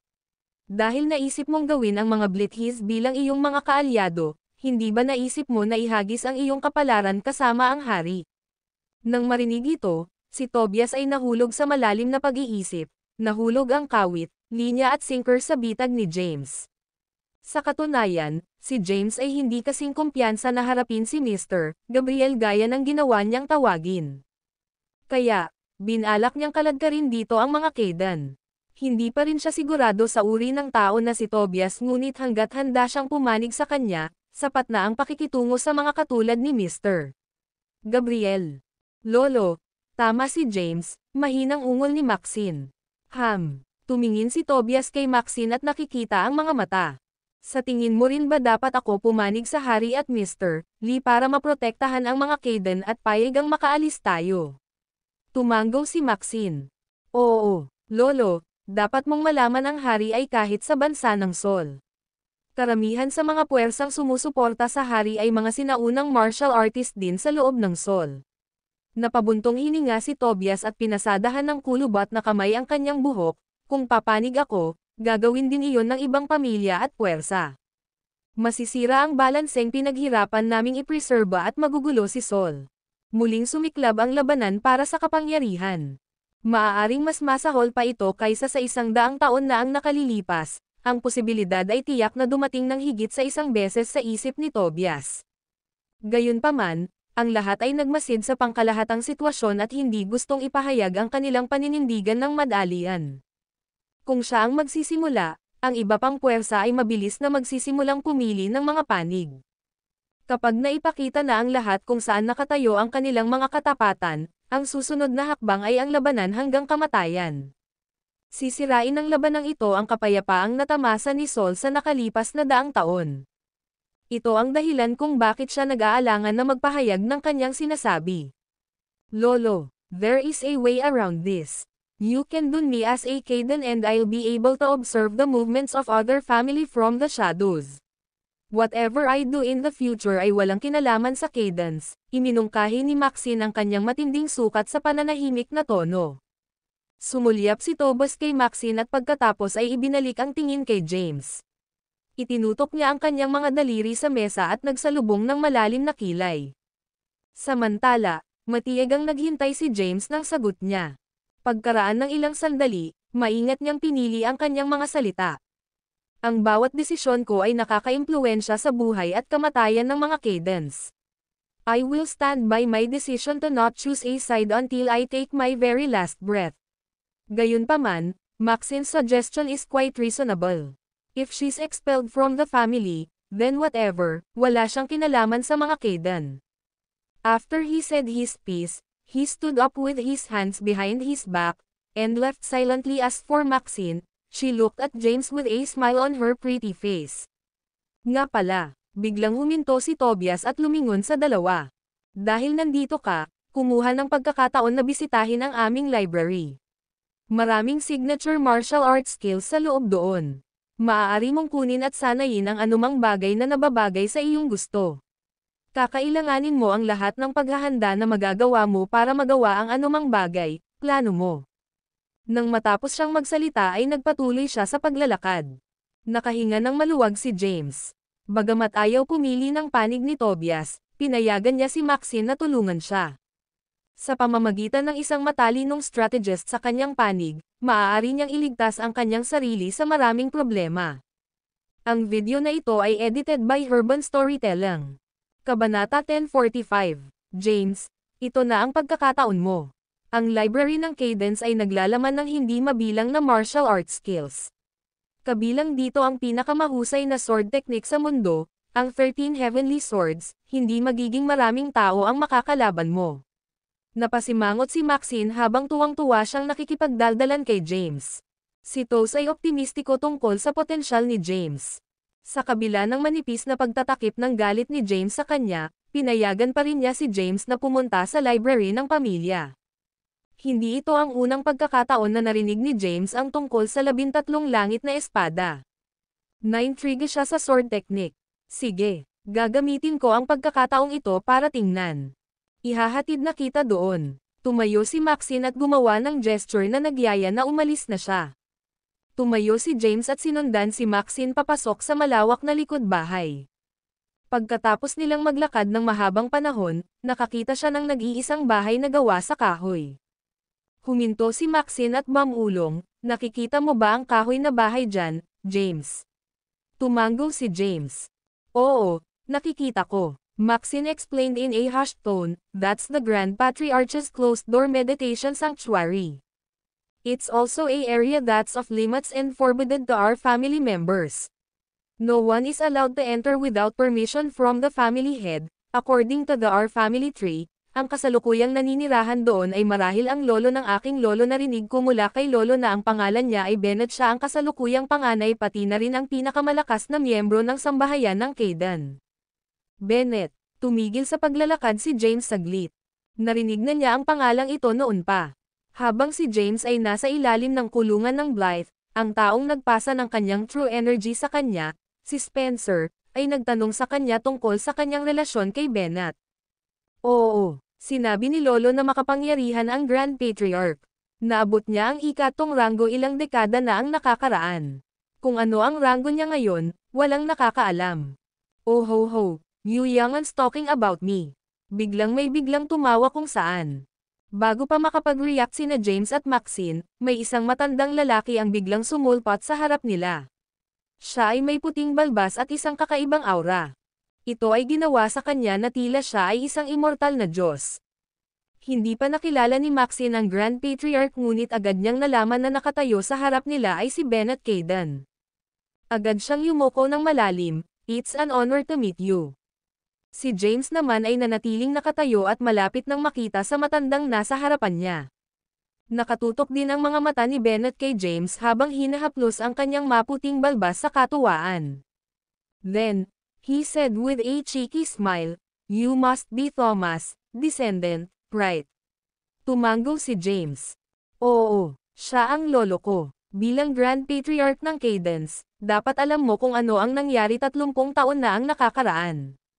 30 taon na ang nakalipas. Ipinikit ni Bennett ang kanyang mga mata ng may pag-iisip habang inaalala ang nakaraan. Ito ay isang madilim na araw para sa aming pamilya. Ako ang isa na sumire sa base ng pagtatanim ni Thomas at nagpatapon sa kanya mula sa pamilya. Saka alam mo rin na may inatake ang lolo ko, lumabas na naman sa energy deviation niya. Hindi ko alam ito. Dahan-daang umiling si Bennett. Natahimik si James nang marinig iyon. Hindi mukhang nagsisinungaling si Bennett. Sa kabila noon, matibay pa rin ang paniniwala ni James na maaaring may tao sa likod ng energy deviation ni Thomas, at ang taong iyon ay kailangang magmula sa Cadence. Punong-puno ka ng lakas at napakatibay ng iyong katawan. Bihira para sa isang taong kasing edad mo ang magkaroon ng ganoong kalaking true energy. Tinitigan ni Bennett si James na nag-iisip. Biglang naging seryoso ang ekspresyon niya. Your true energy. Bigla niyang inabot ang kamay niya at hinawakan ang pulso ni James. Pinasadahan niya ng kamay ang kamay ni James at hanggang sa dibdib niya. Pagkatapos, inikat niya si James, idiniin ang braso sa likod niya, at sinuri ang ilang acupoints ni James. Pakiramdam ni James ay napigilan siya ng isang malakas na puwersa at tuluyang hindi makagalaw. Maya-maya, binitawan siya ni Bennett at bakas sa mukha niya ang pagtataka. Ikaw ay bata pa, ngunit ang iyong true energy ay makapangyarihan. May mga bakas pa rin ng true energy sa iyong katawan na hindi pa ganap na naiisip. Sino ang nagpasa nito sa iyo? Natigilan si James sa tanong niya. Ang video na ito ay edited by Urban Storytelling. Kabanata 1046, gaya ng inaasahan ng Grand Patriarch of the Cadence. Maging si Tobias ay hindi maramdaman ang kanyang true energy, ngunit mabilis na nahuli ni Bennett ang sandali na nagkita sila. Hindi itinago ni James ang katotohanan mula sa Grand Patriarch. Nahulaan din niya na alam ni Bennett at nagkaroon ng magandang relasyon sa kanyang guro, si Spencer. Nahuli ako at dinala sa Blithiz. Nakilala ko ang isang senior martial artist sa underground prison ng Blithiz na nagngangalang Spencer. Wala na siyang mahabang oras kaya ipinasa niya sa akin ang kanyang true energy nang malaman ko na isa akong inapo ng mga Kaidan. Panipi. Nakikita ko. Nanlaki ang mata ni Bennett sa gulat nang marinig ito. Isang malungkot na buntong hininga ang pinakawalan niya. Hindi ko akalain na mauuna siyang umalis sa akin. Dahil sa wakas ay pumanaw na siya. Alam mo ba kung sino ang pang-8 ranggo na Grandmaster sa pamilya Blythe? Wala siyang ideya at piniling huwag magtagal dito. Tumingin si Bennett kay James at masayang pinalakpakan siya sa likod. You're not bad, young man. I'm heartened that the Cadence will have a wonderful successor. By the way, you're here because Tobias allowed you to enter the library, right? Ma'am. Tumango si James. Tumingin si Bennett kay Maxine at ikanaway ang kamay para paalisan siya. Maaari kang umalis sa ngayon. Oo, Grand Patriarch. Sundan mo ako. Itinagilid ni Bennett ang ulo kay James at nagsimulang manguna. Sumunod si James sa likod niya papunta sa kahoy na bahay. Umupo ang dalawa, at nagsimulang magsalita si Bennett. Ang mga Kaidan ay hindi mabilang na mga signature martial arts na kasanayan sa kanilang pag-aaral, kakaunti ang ganap na nakabisado ang pamamaraan. Maging si Tobias, na may talento sa paglilinang ay nagagawa, lamang ng hanggang sa 11 espada. Nagulat si James nang marinig ang impormasyong ito tungkol kay Tobias. Grand Patriarch, ikaw naman. Napatingin si James kay Bennett na nagtataka. Haha, pinasadahan ng mga daliri ni Bennett ang kanyang puting balbas at tumawa ng masayang-masaya. Sapat na ang tawa niya para masagot ang tanong ni James. Pagkatapos niyang tumawa, nagpatuloy siya. Sa mga tuntunin ng talento, si Thomas ay mas mahusay kaysa kay Tobias. Sayang naman ang tinahak niyang landas. Kung hindi, sa kanyang kakayahan, hindi magiging mahirap para sa kanya na makabisado ang lahat ng 13 espada. Baka nagawa pa niya itong gawing perpekto at gamitin ang nakakatakot na 14 na espada. May 14 na espada. Siyempre, ang mga tagalabas ay kilala lamang ito bilang 13 Heavenly Swords dahil ang ating mga ninuno ng libu-libong taon na ang nakakaraan ay nakakabisado lamang sa mga ito. Wala pang sino man ang nakalampas pa noon. Nakabisado mo na ba? Umiling si Bennett. Hindi, halos hindi ko naabot ang 13 Sword Realm. Habang nagsasalita, patuloy niyang sinisiyasat si James at sinabing, wala sa ating mga nakababatang henerasyon ang nagpakita ng anumang pangako para dito sa ngayon. Ang 13 Heavenly Swords Technique ay napakahusay na angkop sa kahalili. Sa kabutihang palad, nagpakita ka sa pinaka-nakakatuwang pagkakataon. Dahil iminungkahi ni Tobias na pag-aralan mo ito, at wala ako sa closed-door meditation sa ngayon, bibigyan kita ng personal na patnubay. Lumiwanag ang mukha ni James at magalang siyang yumuko bilang pasasalamat. Salamat, Grand Patriarch. Here's the Sword Technique Manual. Maaari mo itong pag-aralan at tingnan muna kung ano ang magagawa mo dito. Tanungin mo ako kung mayroong isang bagay na hindi mo maintindihan.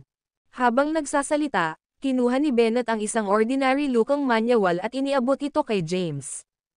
Kinuha ito ni James at binuksan para tingnan. Ang puwersa ng sword energy ay umaabot ng 3,000 kilometro, na sinasakop ang lahat ng bagay na tumatawid sa landas nito.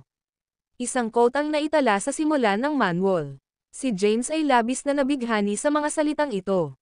Anong uri ng pamamaraan ng espada ito upang matiyak ang napakalalim na pagbubukas? Nagsimula siyang magpunas ng mga mata. Si James ay lubos na namangha sa 13 Heavenly Swords Technique matapos niyang isali ang sarili sa manual sa loob ng mahigit 2 oras. Isinara niya ang manual ng sword technique at napabulalas sa pagkamangha, hindi ako makapaniwalang may ganoong kahanga-hangang pamamaraan. Hindi katakataka na ito ay itinuturing na pinakamahusay na pamamaraan ng espada sa mundo. Ang video na ito ay edited by Urban Storytelling. Kabanata 1047. Natapos mo na bang tingnan ito? Tanong ni Bennett. Inayos ni James ang sarili at tumingin kay Bennett na may ngiti sa labi. Tumanggo siya at sinabing, oo, tapos na ako. Ngayon, sabihin mo sa akin kung ano ang natutunan mo pagkatapos mong basahin ito minsan. Nag-isip si James ng sandali at ibinuka ang kanyang bibig. Napakalalim ng diskarteng ito sa swordsmanship. Hindi lang ito simpleng teknik at maaaring hatiin sa dalawang bahagi. Ang una ay swordsmanship, at ang pangalawa ay tungkol sa paggamit ng enerhiya ng isang tao para kontrolin ang espada.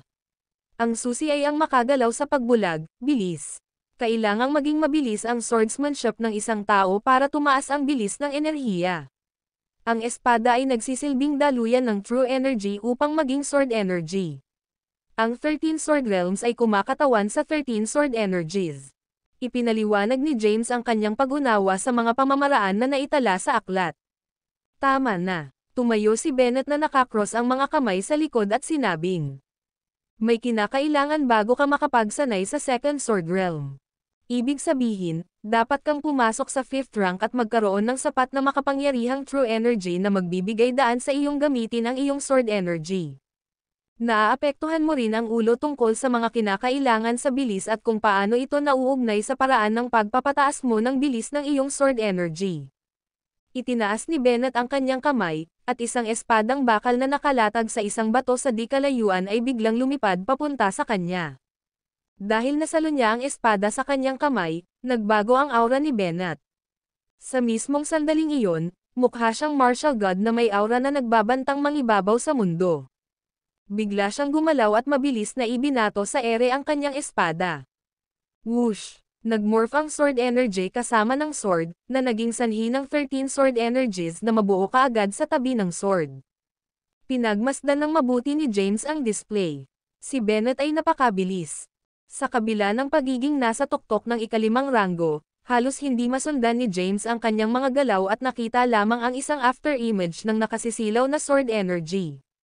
Kinokontrol ng iyong enerhiya ang iyong espada, at ang iyong espada ang kumokontrol sa sword energy, gayunpaman sa pagkalikido ng tubig, itinigil niya ang kanyang mga galaw sa isang posisyon kung saan ang kanyang espada ay nakatutok ng paalang sa malayo. Biglang sumulpat ang 13 sword energies at tumama sa isang artificial na burol 100 metro ang layo. Ang 10 metrong taas na artificial na burol ay agad na ginawang mga durog na bato sa lupa. Napagmasdan mo bang mabuti? Napailing si James sa pagkatulala. Hindi ako makakita ng malinaw. Dapat mong dahan-daang subukang maunawaan ito sa iyong sarili. Ipapasana sana ni Bennett ang espada kay James nang may bigla siyang naalala. Pagkatapos, sinabi niya, gusto kong ibigay sa iyo ang espadang ito ngunit naalala kong ikaw ang Dragon King na may hawak ng Blade of Justice. Ito ay isang kathang-isip na sandata na ipinasa sa buong panahon. Ito ay nababagay sa iyo. Oh, sagot ni James. Maaari mong gamitin ito para sa pagsasanay. Kung hindi ka makabisado at ang execute ng ikatlong espada man lang, hindi ka papayagang umalis. Inihagis ni Bennett ang espada kay James. Mabilis na lumapit si James para saluhin ito. Taliwas sa kanyang inaasahan, ang espada ay mabigat, at si James ay hindi nakahawak dito. Agad itong bumagsak sa lupa. Klang! Sinipa ng impact ang alikabok sa lupa. Nagulat si James na napakabigat ng espada na hawak ni Bennett ng napakadali. Muli niyang sinubukang kunin ang espada mula sa lupa, ngunit hindi niya ito nakuha nang hindi ginagamit ang kanyang true energy. Inihatid niya ang kanyang true energy at bahagya itong nagawang iangat. Tumayo si James sa harap ng kahoy na bahay at pumikit. Lumitaw sa kanyang isipan ang mga paggalaw ng espada ng 13 langit na espada. Damaloy ang boses ni Bennett sa tabi niya. Mayroong 2 kaharian sa 13 langit na espada. Ang isa ay ang swordsmanship, na angkop para sa mga mas mababa sa ika-5 ranggo. Ang pangalawang kaharian ay kinabibilangan ng sword energy at maaari lamang isagawa ng mga nasa ika-5 ranggo pataas. Ang una ay ang pangunahing swordsmanship at kinakailangan upang maisagawa ang huli. Ang layunin na ibinibigay ko sa iyo ay maisagawa ang ikatlong espada ng Second Sword Realm. Pumikit si James at nag-isip sandali. Pagkatapos, nagsimula siyang magsanay ng sword technique. Ang 13 Heavenly Swords ay isang komplikadong pamamaraan na nangangailangan ng isa na hamampas ng kasing bilis ng kidlat. Nag-ensayo si James sa likod bahay ng mga Kaidan. Sa ilalim ng patnubay ni Bennett, natuto si James sa ilalim ng isang napakahusay na martial artist at sa makatuwid, maiwasan ang mga hindi kinakailangang ditor. Sa tuwing makakatagpo siya ng isang bagay na hindi niya maintindihan, palagi niyang nagagawang bumaling kay Bennett para sa mga sagot. Higit pa rito, napatunayang si Bennett ay isang napakapasensya at napakagandang tagapagturo. Bago niya namalayan, lumipas na ang 10 araw. Ang video na ito ay edited by Urban Storytelling. Kabanata 1048, si James ay nag-iisang nagsasanay ng sword technique sa nakalipas na 10 araw. Naintriga si Tobias sa kanyang dedikasyon. Lihim niyang pinagmamasdan siya ng ilang araw at napansin ang mabilis na pag-unlad ni James. Na-master na ni James ang First Sword Realm sa loob ng wala pang 10 araw. Ang batang ito ay walang alinlangan na may talento sa martial arts. Kinailangan ko ng ilang taon para halos hindi ma-master ang First Sword Realm, pero inabot lang siya ng 10 araw. Bahagyang nag-aalala si Tobias tungkol sa mabilis na pag-unlad ni James. Tahimik siyang umalis pagkatapos na maobserbahan si James ng matagal. Kinailangan ni Tobias na magnilay sa pag-iisa bilang paghahanda para sa nalalapit na Mount Thunder Conference. Isang figure ang lumipad sa likod bahay sa ilalim ng kalangitan sa gabi. Mabilis na kumilos si James habang tuloy-tuloy siyang nagsagawa ng ilang detalyadong diskarte sa espada. Matapos magsanay ng bawat galaw kahit isang beses, umupo siya para magpahinga. Pumalakpak, pumalakpak, pumalakpak. Binasag ng bigla ang malutong na palakpakan ang katahimikan sa likod bahay. Lumapit sa kanya si Bennett na may nakakalokong ngiti. Very good. That's impressive. Para kang pinanganak na isang natural na eskrimador. 10 araw ka palang nagsasanay, nalampasan mo na ang pagsisikap na inaabot ng maraming taon para magawa ng karamihan. Itinabi ni James ang kanyang espada at sumagot ng may sariling ngiti, napag-aralan mo kasi akong mabuti. Ito ay hindi isang maliit na pahayag na ang swordsmanship ng 13 langit na mga espada ay masalimuot, at magiging mahirap para kay James na makabisado ang mga ito ng mag-isa sa napakaikling panahon. Ang dahilan ng kanyang mabilis na pag-unlad ay dahil sa patnubay ng dalubhasa ni Bennett, Ice ni ELF Sake, Sentimo Sigma M na iwasan niya ang maraming mga hadlang pati na rin ang pagliit ng kanyang mga pagkakamali dahil mayroon siyang karanasang guro na gumagabay sa kanya. Ma'am. Not bad. Hinaplos ni Bennett ang kanyang puting balbas at sinabing, ngayon, maaari ka nang magsimulang magsanay sa Second Sword Realm. Dito mo malalaman ang 13 Heavenly Swords Technique. Tumango si James. Muli niyang dinampot ang kanyang espada at itinaas iyon. Biglang nawala ang kanyang katawan. Lumitaw siya ng mataas sa himpapawid, mga 20 metro mula sa lupa, at ikiling ang kanyang mahabang espada. Sa sandaling iyon, ang mahabang espada ay biglang nagsimulang kumikinang kasama ang tunay na enerhiya na napasok dito. Hindi nagtagal at nabuo ang sword energy. Gayunpaman, ang hindi pangkaraniwang bagay na ito ay natapos sa sandaling ito ay nagsimula at nawala ng walang bakas. Hindi nagawa ni James na bumuo ng sword energy, lalo pa itong kontrolin. Huwag kang mag-alala, take your time. Tandaan, ang espada ay isang extension ng iyong katawan. Ang sword energy ay isa ring sagisag ng iyong enerhiya. Ang paraan ng pagmaterial mo sa sword energy ay halos kapareho ng true energy. Ngayong naabot mo na ang tuktok ng ika-5 ranggo, ikaw ay isang maliit na hakbang lang ang layo mula sa pagkamit ng ika-6 na ranggo. Kung maaari mong isagawa ang unang espada, maaari mong lubos na isaalang-alang ang iyong sarili na opisyal na nakapasok sa ika-6 na ranggo. Panay ang feedback ni Bennett sa kanya. Sa pag-iingat sa sinabi sa kanya, si James ay patuloy na nagsisikap at patuloy na nagsasanay. Lumipas ang oras sa isang iglap. Si James ay nahuhulog sa pagpino ng kanyang mga kasanayan sa espada at nanatili sa mansyon ng mga Kayden sa loob ng 1 buwan sa isang kisap mata. Sa unang 10 araw, pinagkadalubhasaan niya ang lahat ng mga diskarte sa espada mula sa First Sword Realm. Sa sumunod na 10 araw na sumunod, bumigkas siya ng mga pag-awit at nagsanay sa ika-2 Sword Realm ng 13 langit na espada. Nadrill sa kanyang pagkatao na kontrolado ng true energy ang sword at ang sword naman, kinokontrol ang sword energy. Pagkatapos ng 20 araw, sa wakas ay nagtagumpay siya. Whoosh! Sa likod bahay ng mansyon ng mga Kayden, humawak ng espada si James at hinampas ng malakas. Mula sa espada ay lumabas ang maliwanag na sword energy. Ang materialized na sword energy ay isang mahabang matalas na espada na nagpakita ng nakakatakot na lakas at agad na winasak ang wall gate na may 10 metro ang layo. Ibinalik ni James ang enerhiya sa kanya. Haha. Tawa ng tawa si Bennett at pinuri, not bad at all. You're outstanding, my boy. It's only been a little over a month, but you've already managed to materialize your first sword. If you're committed, the sky is iyong limitasyon. Siguradong magagawa mong isagawa ang lahat ng 13 espada at maging ang ika-14 na espada na may napakalaking lakas sa hinaharap. Pinunasan ni James ang pawis sa noo. Tinanong niya, Grand Patriarch, gaano na po ako katagal nag-practice dito? Sinabi ni Bennett, 33 araw na ang nakalipas. James was floored when he heard that. He didn't expect so much time to have passed since he started. Kasalukuyan siyang nag-iisip kung ano ang nasa labas ngayon simula noong wala siya. Grand Patriarch, I'm ever grateful for your hospitality but I can't stay any longer. There are many things I need to settle. Go, go. Napangiti si Bennett habang pinipitik ang kanyang palso. Sa una, itinakda niya ang kondisyon na hayaang umalis si James pagkatapos na makabisado ang ika-3 espada upang bigyan siya ng presyon. Ito ay hindi pa nagagawa para sa sino man na makamit ang napakaraming bagay sa loob ng 1 buwan. Mukhang natagpuan na ng mga Kayden ang kanilang kapalit. Natuwa si Bennett. His eyes sparkled sentimentally as he put a gentle hand on James's shoulder. Inaasahan kong makita kang makabisado ang ika-14 na espada balang araw. Gusto kong makita ang kapangyarihan nito kahit 1 beses sa aking buhay.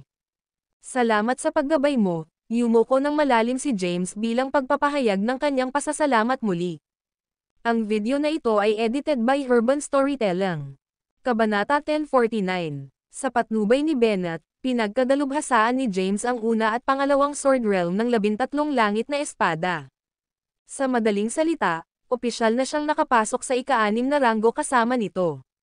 Isa siya sa iilang tao na nakakuha ng ganoong lakas sa kanyang edad. Si James ay labis na nagpasalamat kay Bennett.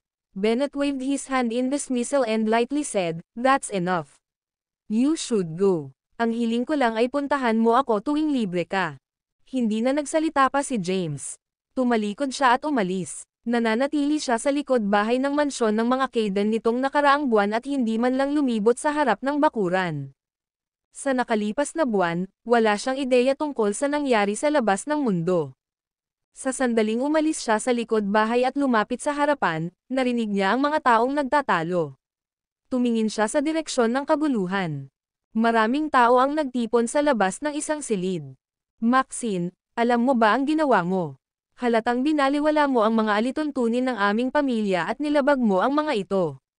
Masyadong malambot ang ulo ng pamilya sa iyo. Paano mo tangkaing magnakaw ng mga manual ng martial art? Pinagalitan ng ilang tao ang isang kabataang babae. Siya ay nasa edad 20 at nakasuot ng casual na damit, ayos ni ELF Sake, Sentimo Sigma M siya ay halos nakadapa sa lupa. Kumunot ang noo ni James at naglakad na sumisigaw, anong nangyayari?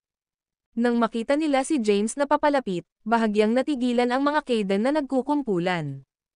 Alam ng bawat Kaden na si James ay nakatira sa likod bahay ng mansyon ng mga Kaden noong nakaraang buwan at personal na pinangangasiwaan ng Grand Patriarch habang sinusubukan niyang matutunan ang mga signature martial art technique ng kanilang pamilya.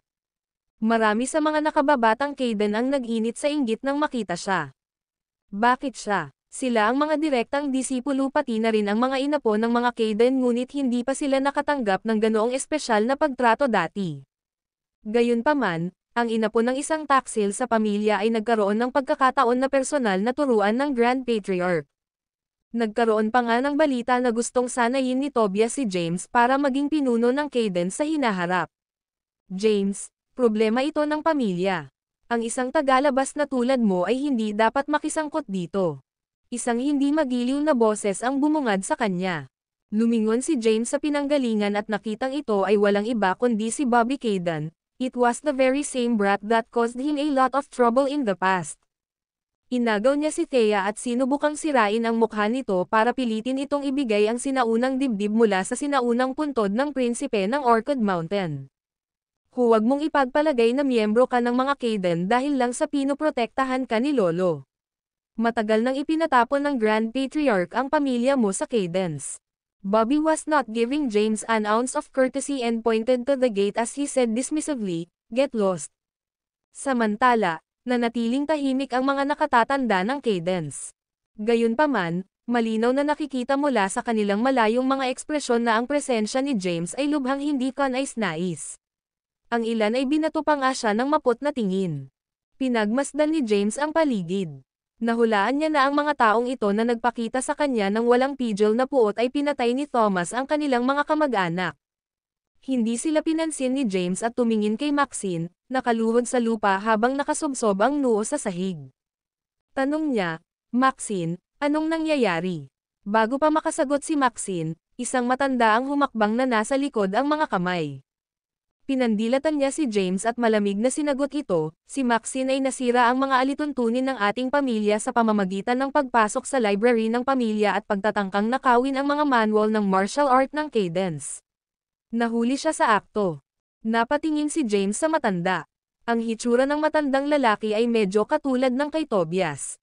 Ang tao ay malamang na kapatid ni Tobias, na ginawa rin siyang lolo ni James. Totoo ba iyon, Maxine? Wala bang paraan? Hinawakan ni Bobby si Maxine sa lupa at kinuha ang isang handwritten manual mula sa kanya. Pagkatapos, ibinagsak niya ito pabalik sa sahig at umungol, ayan ang matibay mong ebidensya. Lumuhad si Maxine sa lupa at ibinaba ang ulo. Hindi niya ipinagtatanggol ang sarili. Anong nangyari? Pinaikit ni James ang kanyang mga mata.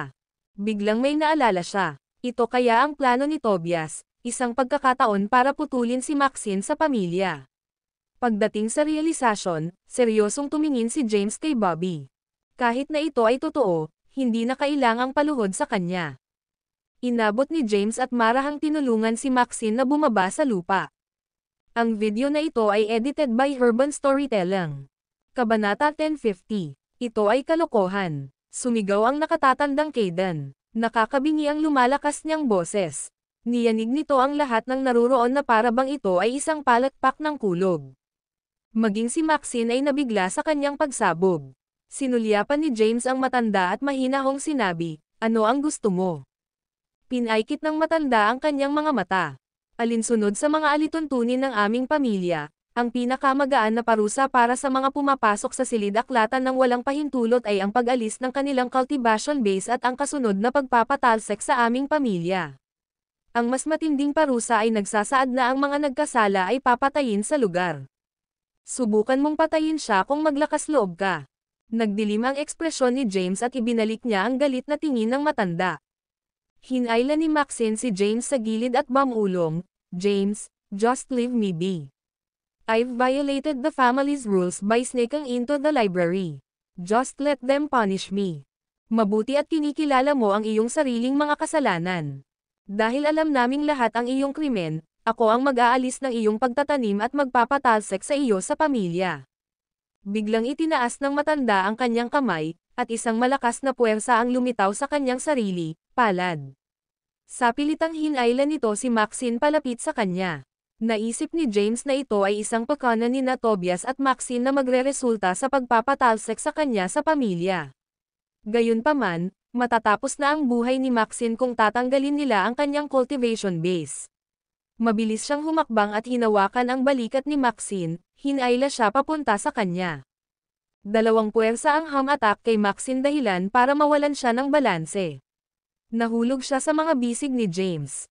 Inakbayan siya ni James at bahagyang umatras. Habang ginagawa niya ito, nanatili siyang nakatitig sa matanda na nasa harapan niya. Mariing tinanong ni James ang matanda, "It's just a martial art manual. This isn't a severe crime. There's no need for such cruel punishment. Can't you just excommunicate her? Bakit kailangan mo ring i-abolish ang kanyang cultivation base?" Tumigas ang mukha ng matanda nang marinig niya ito.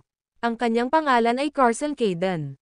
Hindi lamang siya isang matanda sa pamilya, ngunit siya rin ay bunsong kapatid ni Tobias. Sa mga tuntunin ng lakas, malayo siya sa pagiging isang walang kapantay na manlalaban. Gayunpaman, siya ay isang grandmaster pa rin ng ikalimang ranggo. Gayunpaman, may nagawang agawin si James mula sa kanya. Napuno ng gulat ang kanyang mga mata. Ang buong eksena ay nagulat din sa iba pang mga Caden. Bakit napakalakas ni James? Kilalang kilala nila si James at alam nilang kamakailan lang ay nilinang niya ang kanyang true energy.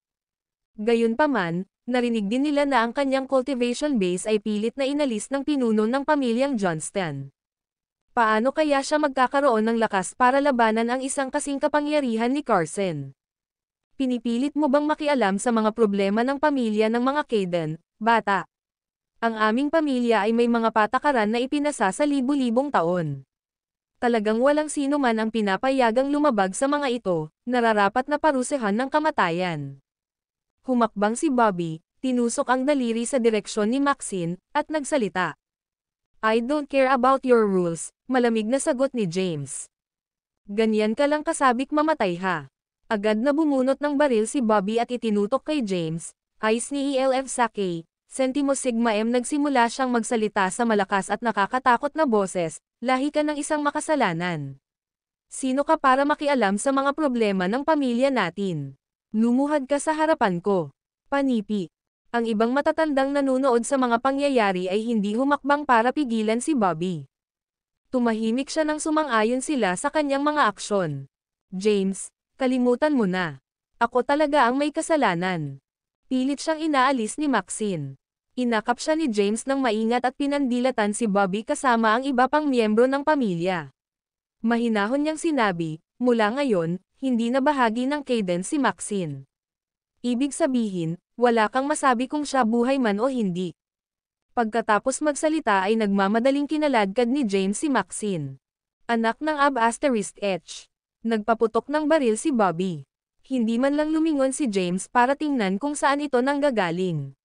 Sinalulang niya ng mga daliri ang bala at itinapon. Klang! Ang bala ay nahulog sa lupa na may malakas na tunog. Marami ang nagulat sa tanawing ito. Sa bubong, sa hindi kalayuan, isang matandang lalaki ang nakaupo habang pinagmamasdan ang iba mula sa mga anino. Si Tobias iyon. Nang makita niya ito, sumimangot si Tobias, paano naging napakalakas ng batang ito. Napakahusay niyang itinago ang kanyang lakas. Natuklasan kaya niya ang sikreto ng moonlit flowers sa cliffside's edge. Matapos masaksihan si James na master ang first sword realm ng 13 heavenly swords, pumasok si Bennett sa closed-door meditation. Kaya, namiss niya ang tunay na kamangha-manghang tanawin ng pag-execute ni James sa second sword realm ng technique. Ang lakas na ipinakita ni James ay ikinagulat nila. Para saan mo kinukuha ang mansyon ng mga Kaden? Sa tingin mo ba makakaalis ka sa gusto mo? Bulong ni Tobias at tumalon mula sa bubong, lumipad pasulong. Itinaas niya ang kanyang kamay at itinulak ang kanyang palad pasulong habang nasa himpapawid.